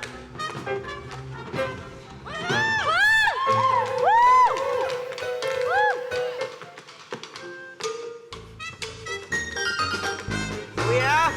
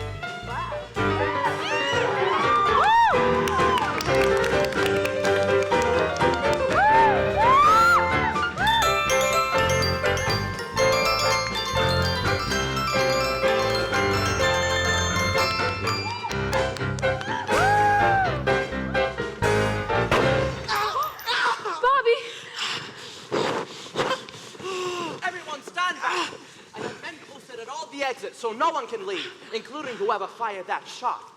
Bobby! Hey, I'm bleeding. Looks like it's just a crease wound. Did anyone see anything? No. Bobby, how many people knew you'd be leaping when you did? Well, nobody. It was something I was trying out for the first time, but that was some fancy shooting. Too fancy. Unless you weren't the person they were trying to shoot. Quick! Everybody go back to where you were when the shot rang out. You people stay right there. Hold on. Aren't we all sitting ducks here? Whoever fired that shot had plenty of time to fire again if they didn't mind getting caught. So everyone go back to your places. Hey, was this barrel always here? Yeah, that's right. Uh-huh. Here's where the bullet entered and exited. It may have shot Bobby, but might have been aimed for you. Randy, why aren't you wounded? I am, deep down. You can ask her why. Is this usually where you're standing at this point in the number? No, when Bobby leaped, I moved here to give him room. And most likely you weren't the target either. If we continue following the bullet's path, it might have been named for you.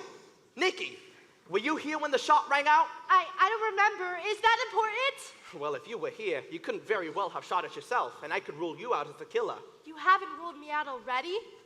Just a minute. Bobby, you're holding that handkerchief against your left arm. Well, it's bleeding. But that's impossible. If the shot came from out there and you leaped with your right side to the audience, there's no way the bullet could have hit your left arm. Hey, weren't the skull and crossbones facing the audience? We must have said it the wrong way around. Of course. So it's exactly the opposite. The bullet must have come from the upstage guard tower, grazed Bobby at the end of his leap, and made its way through the barrel on its way to you. To me? Yes, and here's the bullet. But then that would mean the shot was fired by someone on this stage or behind the scenes. Those of you off stage, were you with anybody? No. I was getting out of my PJs. Well, the only people who couldn't have made that shot were Carmen and Sasha, because they were both downstage of... Oh, by the way, Miss Belling, don't you think Bobby should do his dance a little more downstage? I was planning to have the same idea. Well, unfortunately, we'll have to search everyone for a gun. There won't be any need for that! Good. She did it. She did it, she did it, she did it, she did it. That Nikki is tricky and slick. Will you please stop that? Nikki, what are you doing with that gun? I found it back there! It's an automatic, so it can't have been a prophet or a Western story. At least my fingerprints won't be on it this time. See? There's tape over the handle and the, trigger. Oh my gosh, Frank, I almost killed you! Hand me the gun very slowly, Nikki. Well, I have something to say to whichever one of you is trying to knock me off. Knock it off! Lieutenant. Yes? We're way overdue for a break. Oh, I'm sorry about that. All right, everyone, back in 10.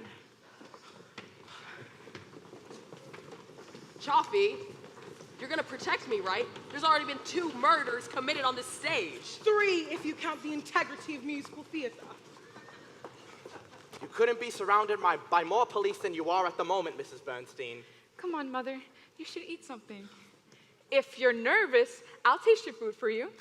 Oh, please, Elaine. You have no taste. I've seen your makeup, your closet, your boyfriends. I've also seen a lot of your boyfriends in the closet with your makeup.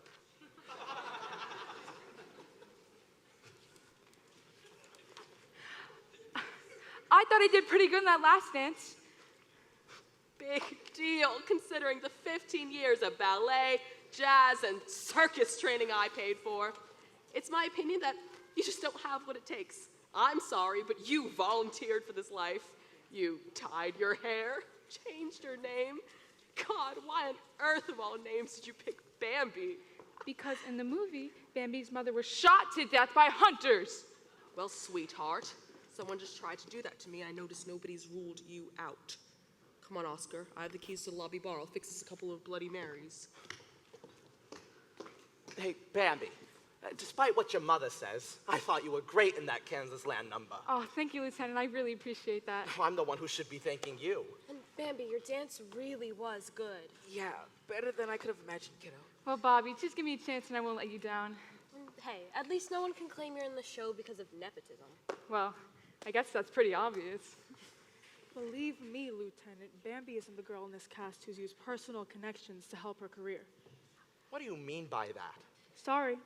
A stage manager is equal parts psychiatrist, mother hen, and father confessor. What anyone in this cast tells me, I consider privileged information. Besides, what I know, Lieutenant, I don't think you wanna. Georgia, there you are. Oh, Aaron, good. Could I speak to the three of you about Bernstein's little black book of blackmail? He wrote a memo about every single cast member with 3 noteworthy exceptions. You, and you. According to the book, he had nothing against you. But the production budget says you're all working for the same raw deal. Why toil for pennies when you could be doing so much better elsewhere? No one has anything to say? Well, Lieutenant, if I recall, one of those death threats read, "Make another sound and you'll end up underground." Exactly. But Georgia, I never read that death threat out loud. What? Nikki and the late Jessica Cranshaw were the only 2 people who knew what it said. Other than the person who sent it, of course.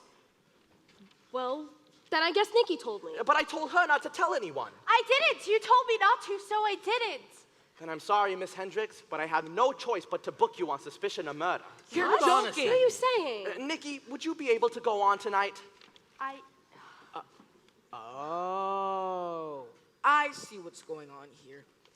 You want to give a boost to your sweetheart's career. My relationship with Nikki Harris is purely that of police investigator and possible suspect. No, it's not. It's not?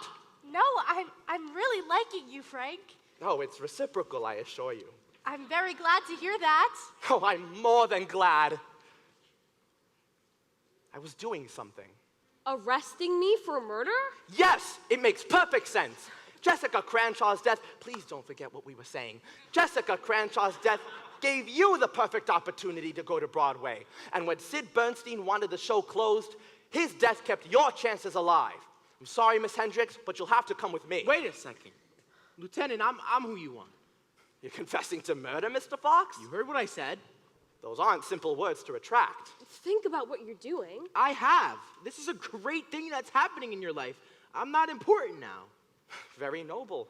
And yet you're on record as being dead set against Georgia taking the role. Oh, no, I just said that because I know if she took the part, she wouldn't have time to write with me, be with me. That's how Sydney got me to work for nothing. It was the only way I knew to be near her again. Stuck out of town together, huddled over a piano each night. I mean, who knows what might have happened. That's how Sydney got me to work on the show, Aaron. I wanted the same thing.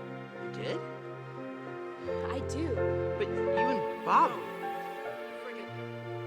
I don't understand. I didn't want you to. Not until I knew how you felt. But you seemed as preoccupied as ever with your music. Because our songs were the one place you and I were still together. Aaron, you said our songs. Our songs. Our life. Oh, Georgia, what was I thinking when I let go of you? Oh, yeah, I was thinking of me. Only of me. What was I thinking, spending each moment of each waking day, thinking of me, shutting you out, sometimes making you laugh, sometimes too self-involved to say how I do need you.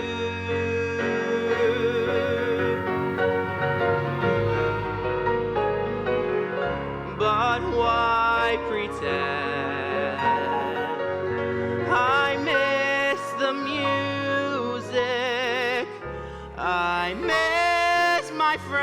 I miss my friends. No need to wonder what I would do. I choose the music I made with you. I love the music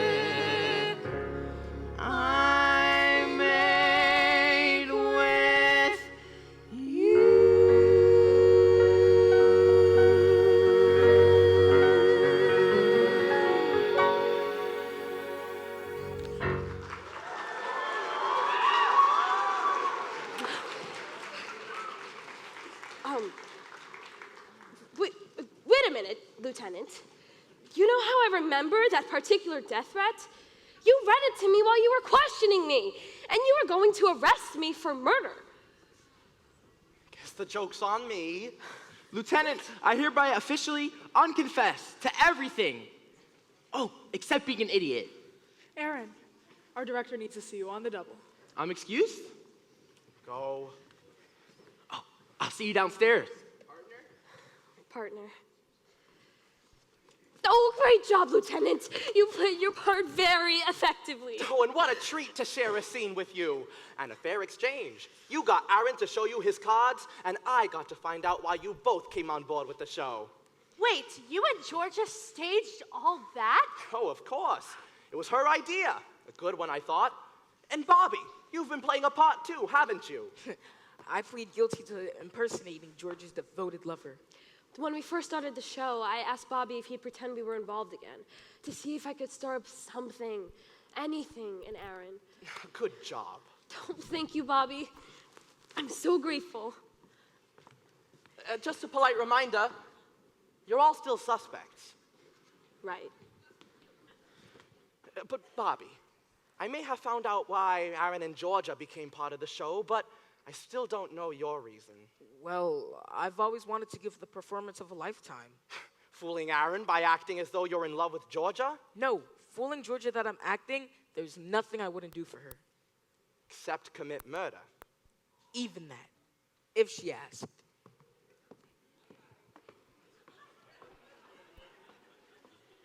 Oh, Frank, why does love make so many people feel bad? The public should be warned that Cupid is armed and dangerous. Perhaps romance should be left strictly in the hands of the police? If you mean present company, I vote yes on that proposition. Oh, Miss Harris. Please call me Frank.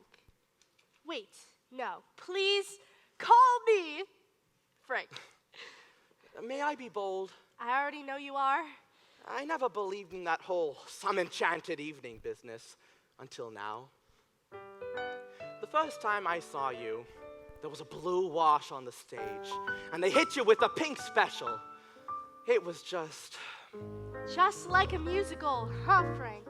You know, when I saw you for the first time, I thought, you and I, we could be a tough act to follow.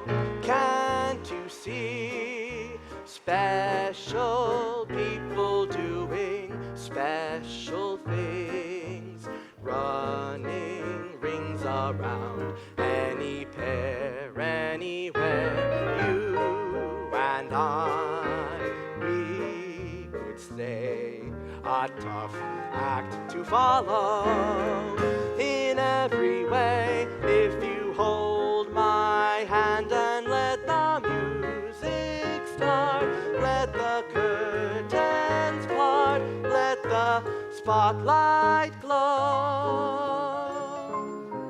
Gosh, I wish I could do that. Well, you can. It's simple. See? Watch me. Stop, hop, slap, step, stamp, stamp. Stop, hop, slap, step, stamp, stamp. It's called a time step. Oh, you've done this before, haven't you, Frank? How about a spotlight of your own? Hey, Harry, put him in pink. Looking good, Frank, real good. And with just the right backdrop, we'd be a tough act to follow. A tough act to follow. I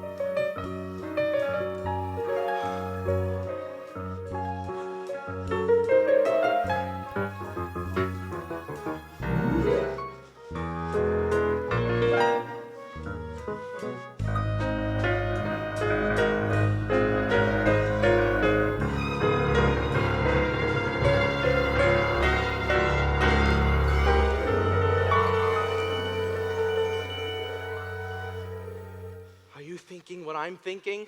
I sure think I am. Come on, gang!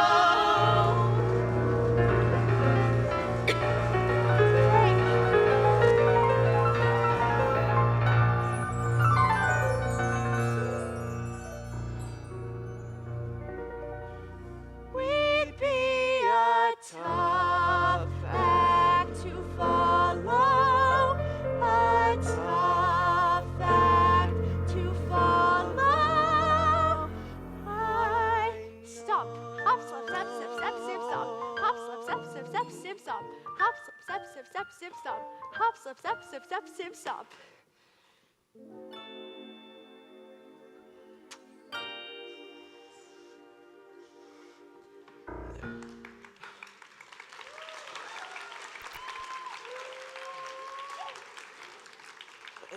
Nikki, what did you just say? I said it was just like a musical, huh, Frank? What? No, what were you doing just now? Oh, it's silly. No, please, go ahead. Well, I was imagining that we were singing and dancing together just like Fred Astaire and Ginger Rogers. So was I. Wow, isn't that incredible? You and I having the exact same fantasy at the exact same time.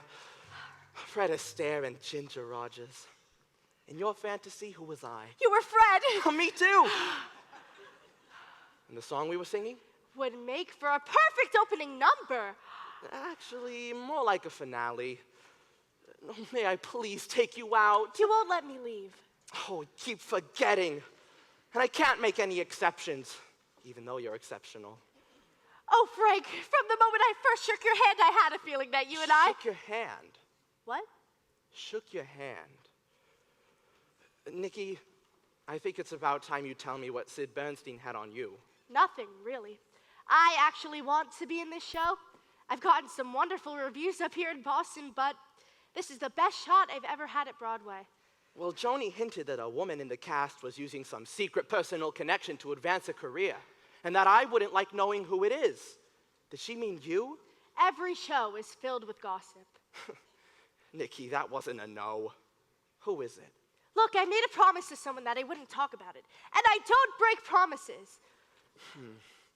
Well, you know, in Bernstein's little black book, you know, the one with all the memos about each cast member, next to your name, he wrote a great big 0. I'm glad. Or maybe it was the letter O. Oscar, the sandwich you ordered is here. Nikki, for crying out loud, you need to get into your costume. Sorry! All right, you can bring down line 1. Thank you. Joni, if Nikki shared any secrets with you, I've got to know. Lieutenant, don't talk near the microphone. When it's switched on, everybody downstairs can hear you. You tell me what you know about Nikki Harris. In what capacity are you asking? Office of the law or jealous boyfriend? Can what I say be held against me, or will you just hold it against me if I don't say what you want to hear? I hadn't finished questioning the cast, and I'm not finished with you. Ben, bring up line 1. Thank you. Hey, be careful with those instruments back there. Whatever you're playing, it's not from the score of this show. Come here, sweetheart. Who's that? Don't worry, I won't hurt you. Look, this is no time to joke. We've had 2 people die. Oh, sorry. Didn't mean to frighten you. Just trying to catch poor Ophelia here. Isn't she adorable? She ran into the pit and got caught amid the percussion instruments. I'll just put her right down the stage in her basket. Yeah.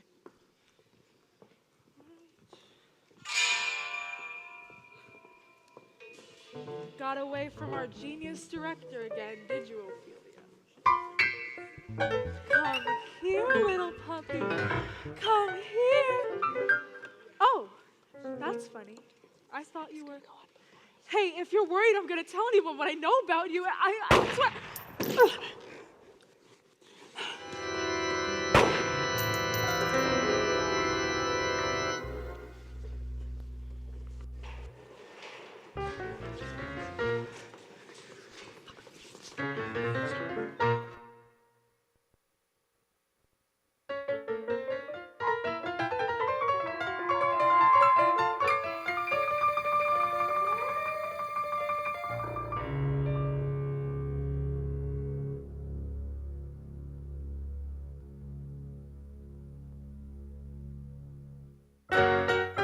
Usually rough, the going's terribly tough.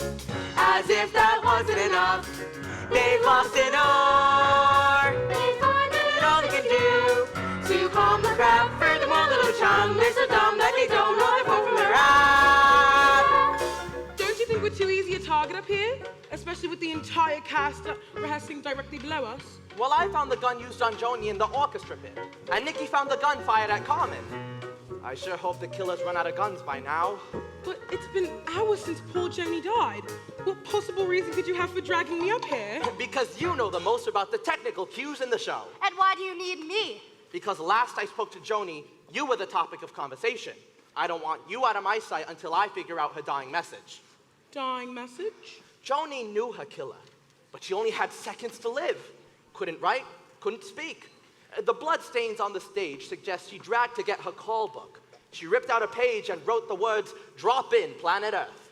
Well, drop in planet Earth is simply the terms we use for scenery dropped from up here in the flies. Exactly. Mountains drop in, skyline drops in. Mary Martin drops in. There's a drop of the Earth at the end of In the Same Boat. There will never, ever be an end to In the Same Boat. The sharks are snapping a lot. The thunder's clapping a lot. Just hear it roar. Look, they're rehearsing the latest version now. Same bloody orchestra part. Third new melody. Collect the entire series. Of course, that's it. That's it. I've solved it. Oh my gosh, we got to get down from here quick. This way. Retreat after me. Frank, are you coming? You get started. I'll be right along. Be careful, Frank. The killer may realize you're onto him. Yes, but as long as I'm up here, I might as well check what's written on the side of this drop. Planet Earth. Hey, Nikki? Huh.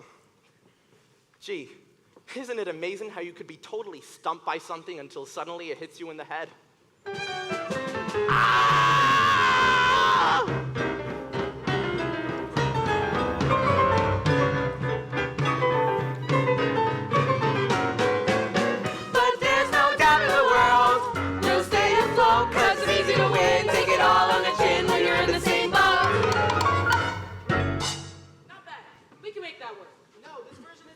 Any of the others. This is Choppy's big idea. Where the hell did he get up to? Yeah, something's not right. Especially with this song. I'll tell you it's not right. Us singing our merry little heads off while Joni just got killed a couple hours ago.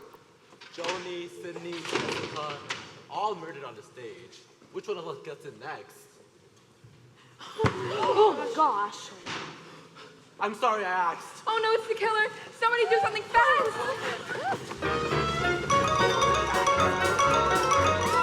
No, that's not what I meant. Stop. Excuse me! Oh my gosh. Think I could use a little help here? Oh, are you okay? Luckily, I caught the rope on the way down. What on earth is going on here? Oh, no pun intended. Nikki, you must have pushed him. Me? Why would you say that? Because you and I were the only two up there with him. I've almost entirely ruled myself out. Folks, the answer's been staring us all in the face all along. Quick, I need to see the music for this number. Come on, there's a copy of the score just off stage. I guess he might have fallen off the catwalk while we were climbing down. What the hell were you doing all the way up in the flies? I'm asking myself the same question. Nikki, did you maybe see anything while you were up there? I don't know. It was so dark, I might have accidentally unhitched a rope. This was no accident, but that can wait, because I think I've solved it. Oh my God, I can't believe it took me this long to figure out. Let me see here. Oh, darn it! What's the matter, Frank? I just remembered. I can't read music. What? Never mind. Basic logic tells me, Aaron, you wrote all 3 versions of In the Same Boat to fit the same orchestra parts, right? Right. Then if they all fit the same arrangement, then they all must fit with each other. That's what'll give this number the kick in the derriere it's been needing. The whole company singing 3 songs at the exact same time. It'll make Fugue for Tin Horn sound like Frere Jacques. But what about the murders? No, will you forget about the murders for just a second? I want to run this now. Hit it, Joni. She's dead. Oh, that's right. I forgot. Places for the next number, everybody. Lose the globe and give us the river. We'll have Rob Hood and the ladies trying to reach the steamboat to Wichita before the farmers lose their land. Is everyone on board with that? Aye, aye, Captain. That's Lieutenant. Ladies and gentlemen, clear the stage. Is just George at the top. Sasha, start it off slow.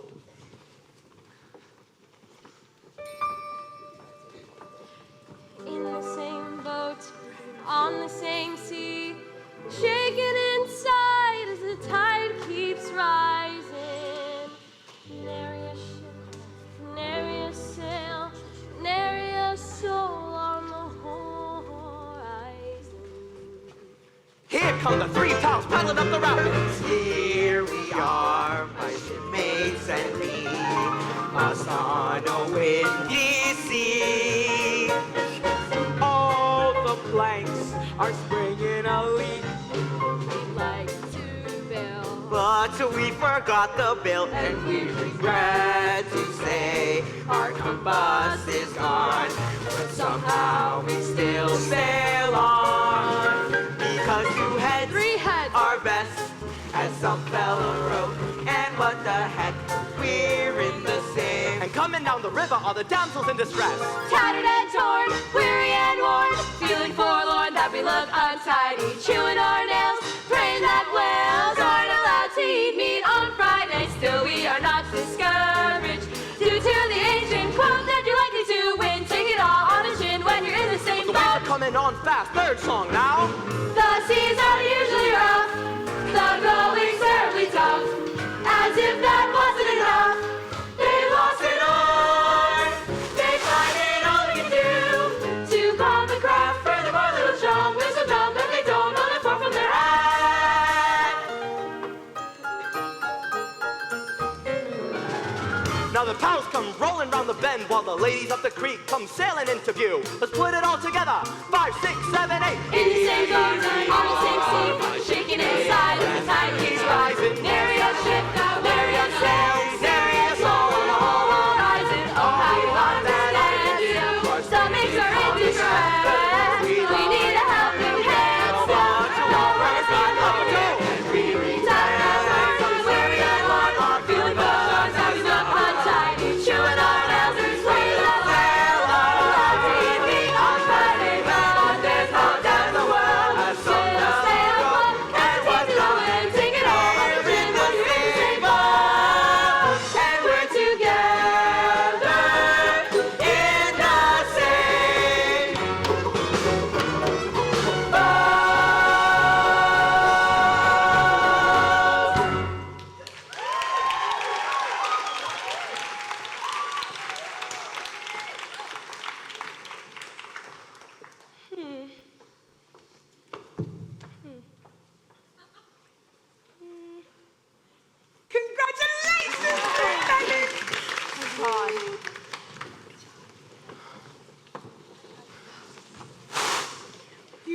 really improved the number and the likeliness of me taking credit for it.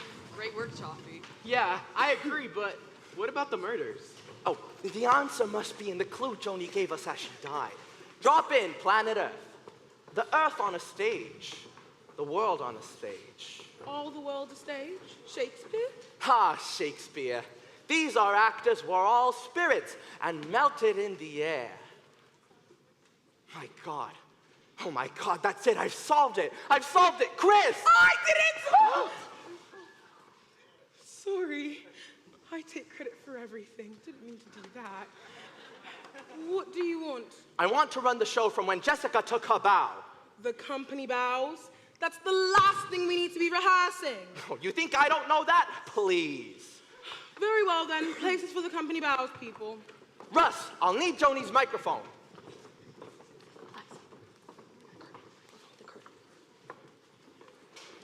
Nikki, come over here. I know a way to wrap this up fast, but it would be putting you at some risk. Frank, you do what you have to do. Folks, this announcement is for the entire company and all my men downstairs. Nikki and I are engaged. Really? Yes, that's right. She'll be leaving the show at the end of the Boston run to create the role of Mrs. Lieutenant Frank Chaffee. No. Now, may we please run the show from when Jessica took her bow? Thank you very much. We're both very proud. Carmen, Oscar, Aaron, you say you were watching from the audience on opening night. Watch for me. See if anything's changed. Sasha, go. Wide open spaces, everywhere I look I see those wide open spaces where the future waits for you and me. It's so weird to see people taking bows without any applause.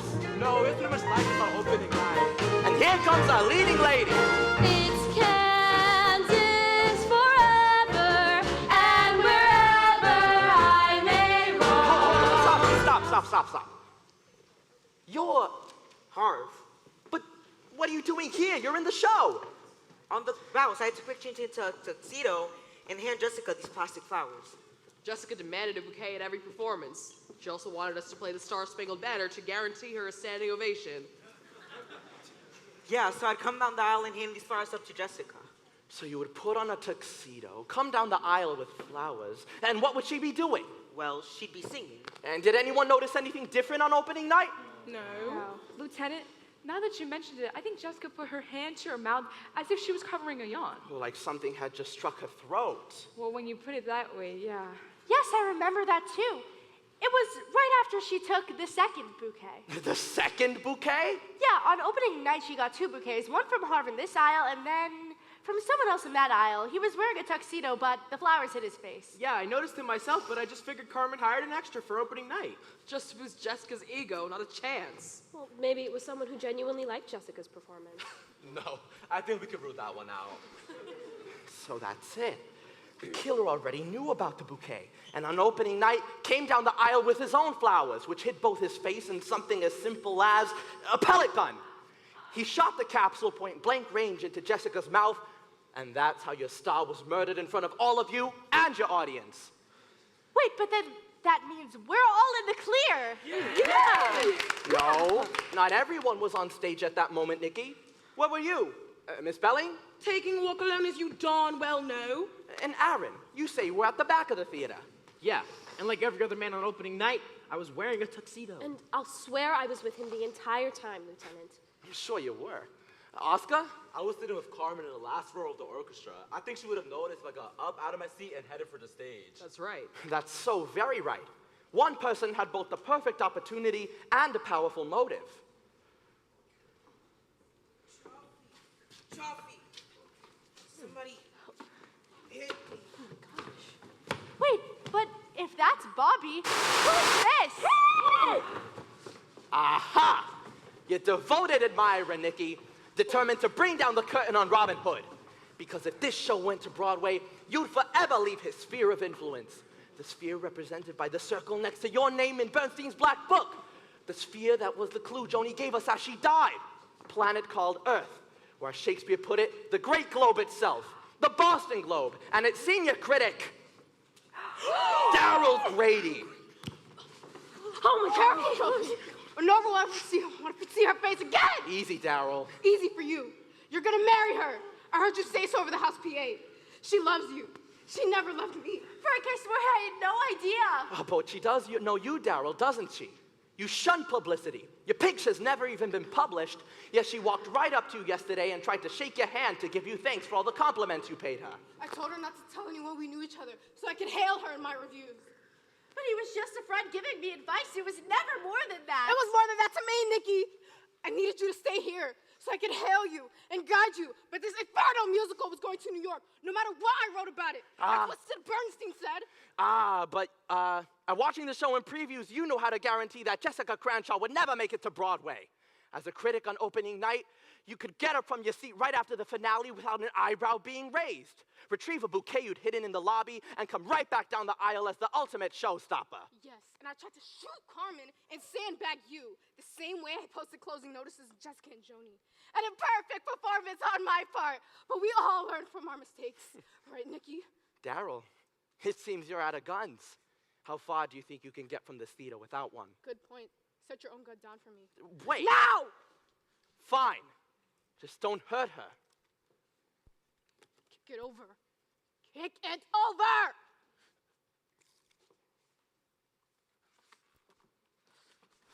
Get back! Frank, don't. Take one step and you're dead. Fine, you're dead. In situations like these, I always remove the bullets from that gun and put them in my shoulder holster. Come here, Nikki. Daryl Grady, you're under arrest. Can my life get any worse?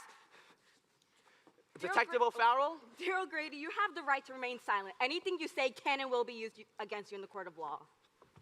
Another triumph, Lieutenant. I'll see you back at the station.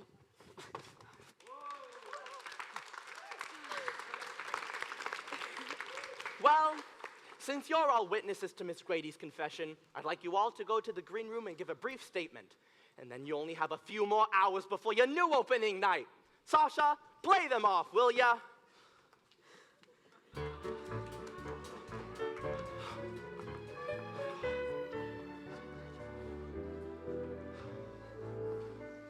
Bobby, you okay? You need some help? I think I'm, maybe I could use a little. Well, it's like I said, just give me a chance and I won't let you down. Hey, if Robin Hood is a hitch offie, I have you to thank. You ever want a nice vested suit and a nice gabardine? Just shop in my showroom. For you, Lieutenant, anything 10% off. Funny. Suddenly I feel a flock of butterflies coming out of hibernation from my stomach. Luckily, you can't go chasing those butterflies. Now, there's very little time and lots of work for you to do before tonight's show. Yeah, lots of unfinished business. Before and after the show. Grandma, you wet me on her and seen and read all I Any additional notes before we open the curtains, Lieutenant? Actually, Chris, Nikki and I did have a dream of an idea for a new finale for the show. Well, I'm sure if you think we should be singing a different tune, we absolutely will be. Oh, and bravo, the great detective. Bravo, the great director. Frank, I swear I didn't have a clue about Daryl Grady. I had more than one, and it still took me this long to figure out. So, now that the mystery is solved, is our engagement over? Why don't we discuss that after tonight's performance? I know this coffee shop where I'm on very good terms with the management. Frank, we have a date. Wait. Before you put it away, let me Nice just get going, my Chaffee. bag. You put life into a show that was dying, and now they'll put Grady away for life. Oh, I had a lot of help, especially from you. From me? You and your daughter. I was telling her how much she'd shown me in that Kansas Land number of hers. She was great. Better than great. Aha! Finally to hear you say it. You had me as flim-flammed as everybody else, until I saw how really good she was, and then turned to see the pride in your face as you watched her. You tell everyone, it's a business, but I have you figured out, Carmen. You are the stage mother of all time. You married Sid Bernstein, put up with all his affairs and shady deals just to get your daughter onto the Broadway stage. And so that no one would think that she got there on your coattails, you always belittled her talent in public, even if she hates you for it. You can't let her know. I want her to think she got it all on her own. You're amazing. But how did knowing that help you catch Grady? Oh, it didn't. I just explained why you killed your husband. What? Grady killed my husband? No. Grady killed Jessica and Joni and tried to kill you because he wanted the show closed. But that's exactly what your husband was going to do. Well, then he was killed by someone he was blackmailing. Well, if that was the case, I think they would have taken his little black book with them. He must have told you he was closing the show. He didn't tell me he was closing the show. He told Oscar. Why wouldn't he tell you? You're his partner.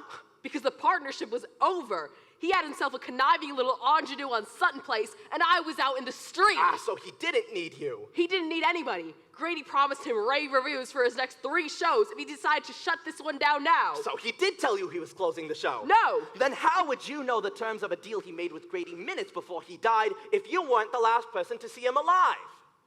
He laughed at me. No more shows, no more dreams. After all I'd had to take from him, he laughed at me and Elaine like we were nothing. And? And I killed him. Of course you did. So what happens to me now, Lieutenant? Well, on impulse, you lashed out at your unfaithful, blackmailing husband after he told you that your daughter wouldn't get the chance for which you'd sacrificed everything. A decent lawyer might get you a couple of years on reduced charge. A great lawyer might get you an all-expenses-paid weekend in sunny San Diego. But you'll have to stand trial. I know. Look, why don't we build up your daughter's part a little more? Do a little vocal work with Nikki and, I don't know. I don't solve your part of the mystery until after tonight's performance. You do that for me? Oh, Frank, you give me that, and I'll let you walk me straight out of the cast party at Sardi, straight into police headquarters. I'll have you watch day and night until then. I understand. But if the show goes to New York, what about you and Nikki? Oh, I'm sure there's always a spot in the NYPD for a Boston police lieutenant who doesn't mind a cut in rank and pay. You know, Chaffee, I think you're one of us. There's a special kind of people known as show people. We live in a world full of dreams. Sometimes we're not too certain what's false and what's real, but we're seldom in doubt about what we feel. Lieutenant, your experience with assault and battery, I think Bobby may need some first aid. He's still a bit wobbly since he got hit on the head by Grady. Let me take a look at him. We've only hours before we open the curtains, and I'm afraid he may not rise to the occasion. Oh, that's all right, Chris. The cry of places everyone is like smelling salts to any trooper. The sound of the orchestra playing its overture will be pure adrenaline. His aches will be bathed in the warmth of the spotlight, and his spirits will be lifted by an adoring throng whose applause will sustain him till the very last scene of Robin Hood.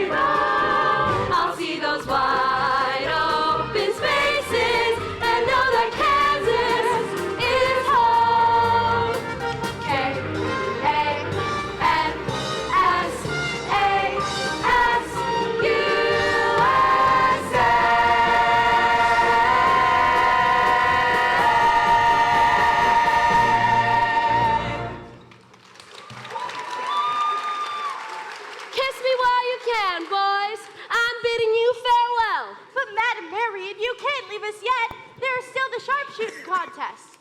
Parson Tuck, if we lose, the bank's gonna foreclose on the schoolhouse. I thought for sure that masked gunslinger was gonna save the day. No, Rob Hood got thrown in jail for robbing from the railroad tycoons and giving the money back to the farmers. Hold your horses 1 second. I see someone taking aim at this here target, but he can't win. There's already a bullet smack dab in the middle of the bullseye. Why, he shot that other bullet in half. Look, it's Rob Hood. Oh, I wonder what face belongs to those lips I long to kiss. This face. Why, it's Alan Odell, that friendly lawman from the East I was so crazy about. I thought you were all done with us. Not when I finally found myself a home, a place where I belong, keeping company with the people I care the most about. You came to us a stranger, rid this place of crime, and gave us a new hope in ourselves. It's gonna be one tough act to follow. Well, how's this? Will you be my lawful wedded wife, Miss Nancy? Oh, yes, I will!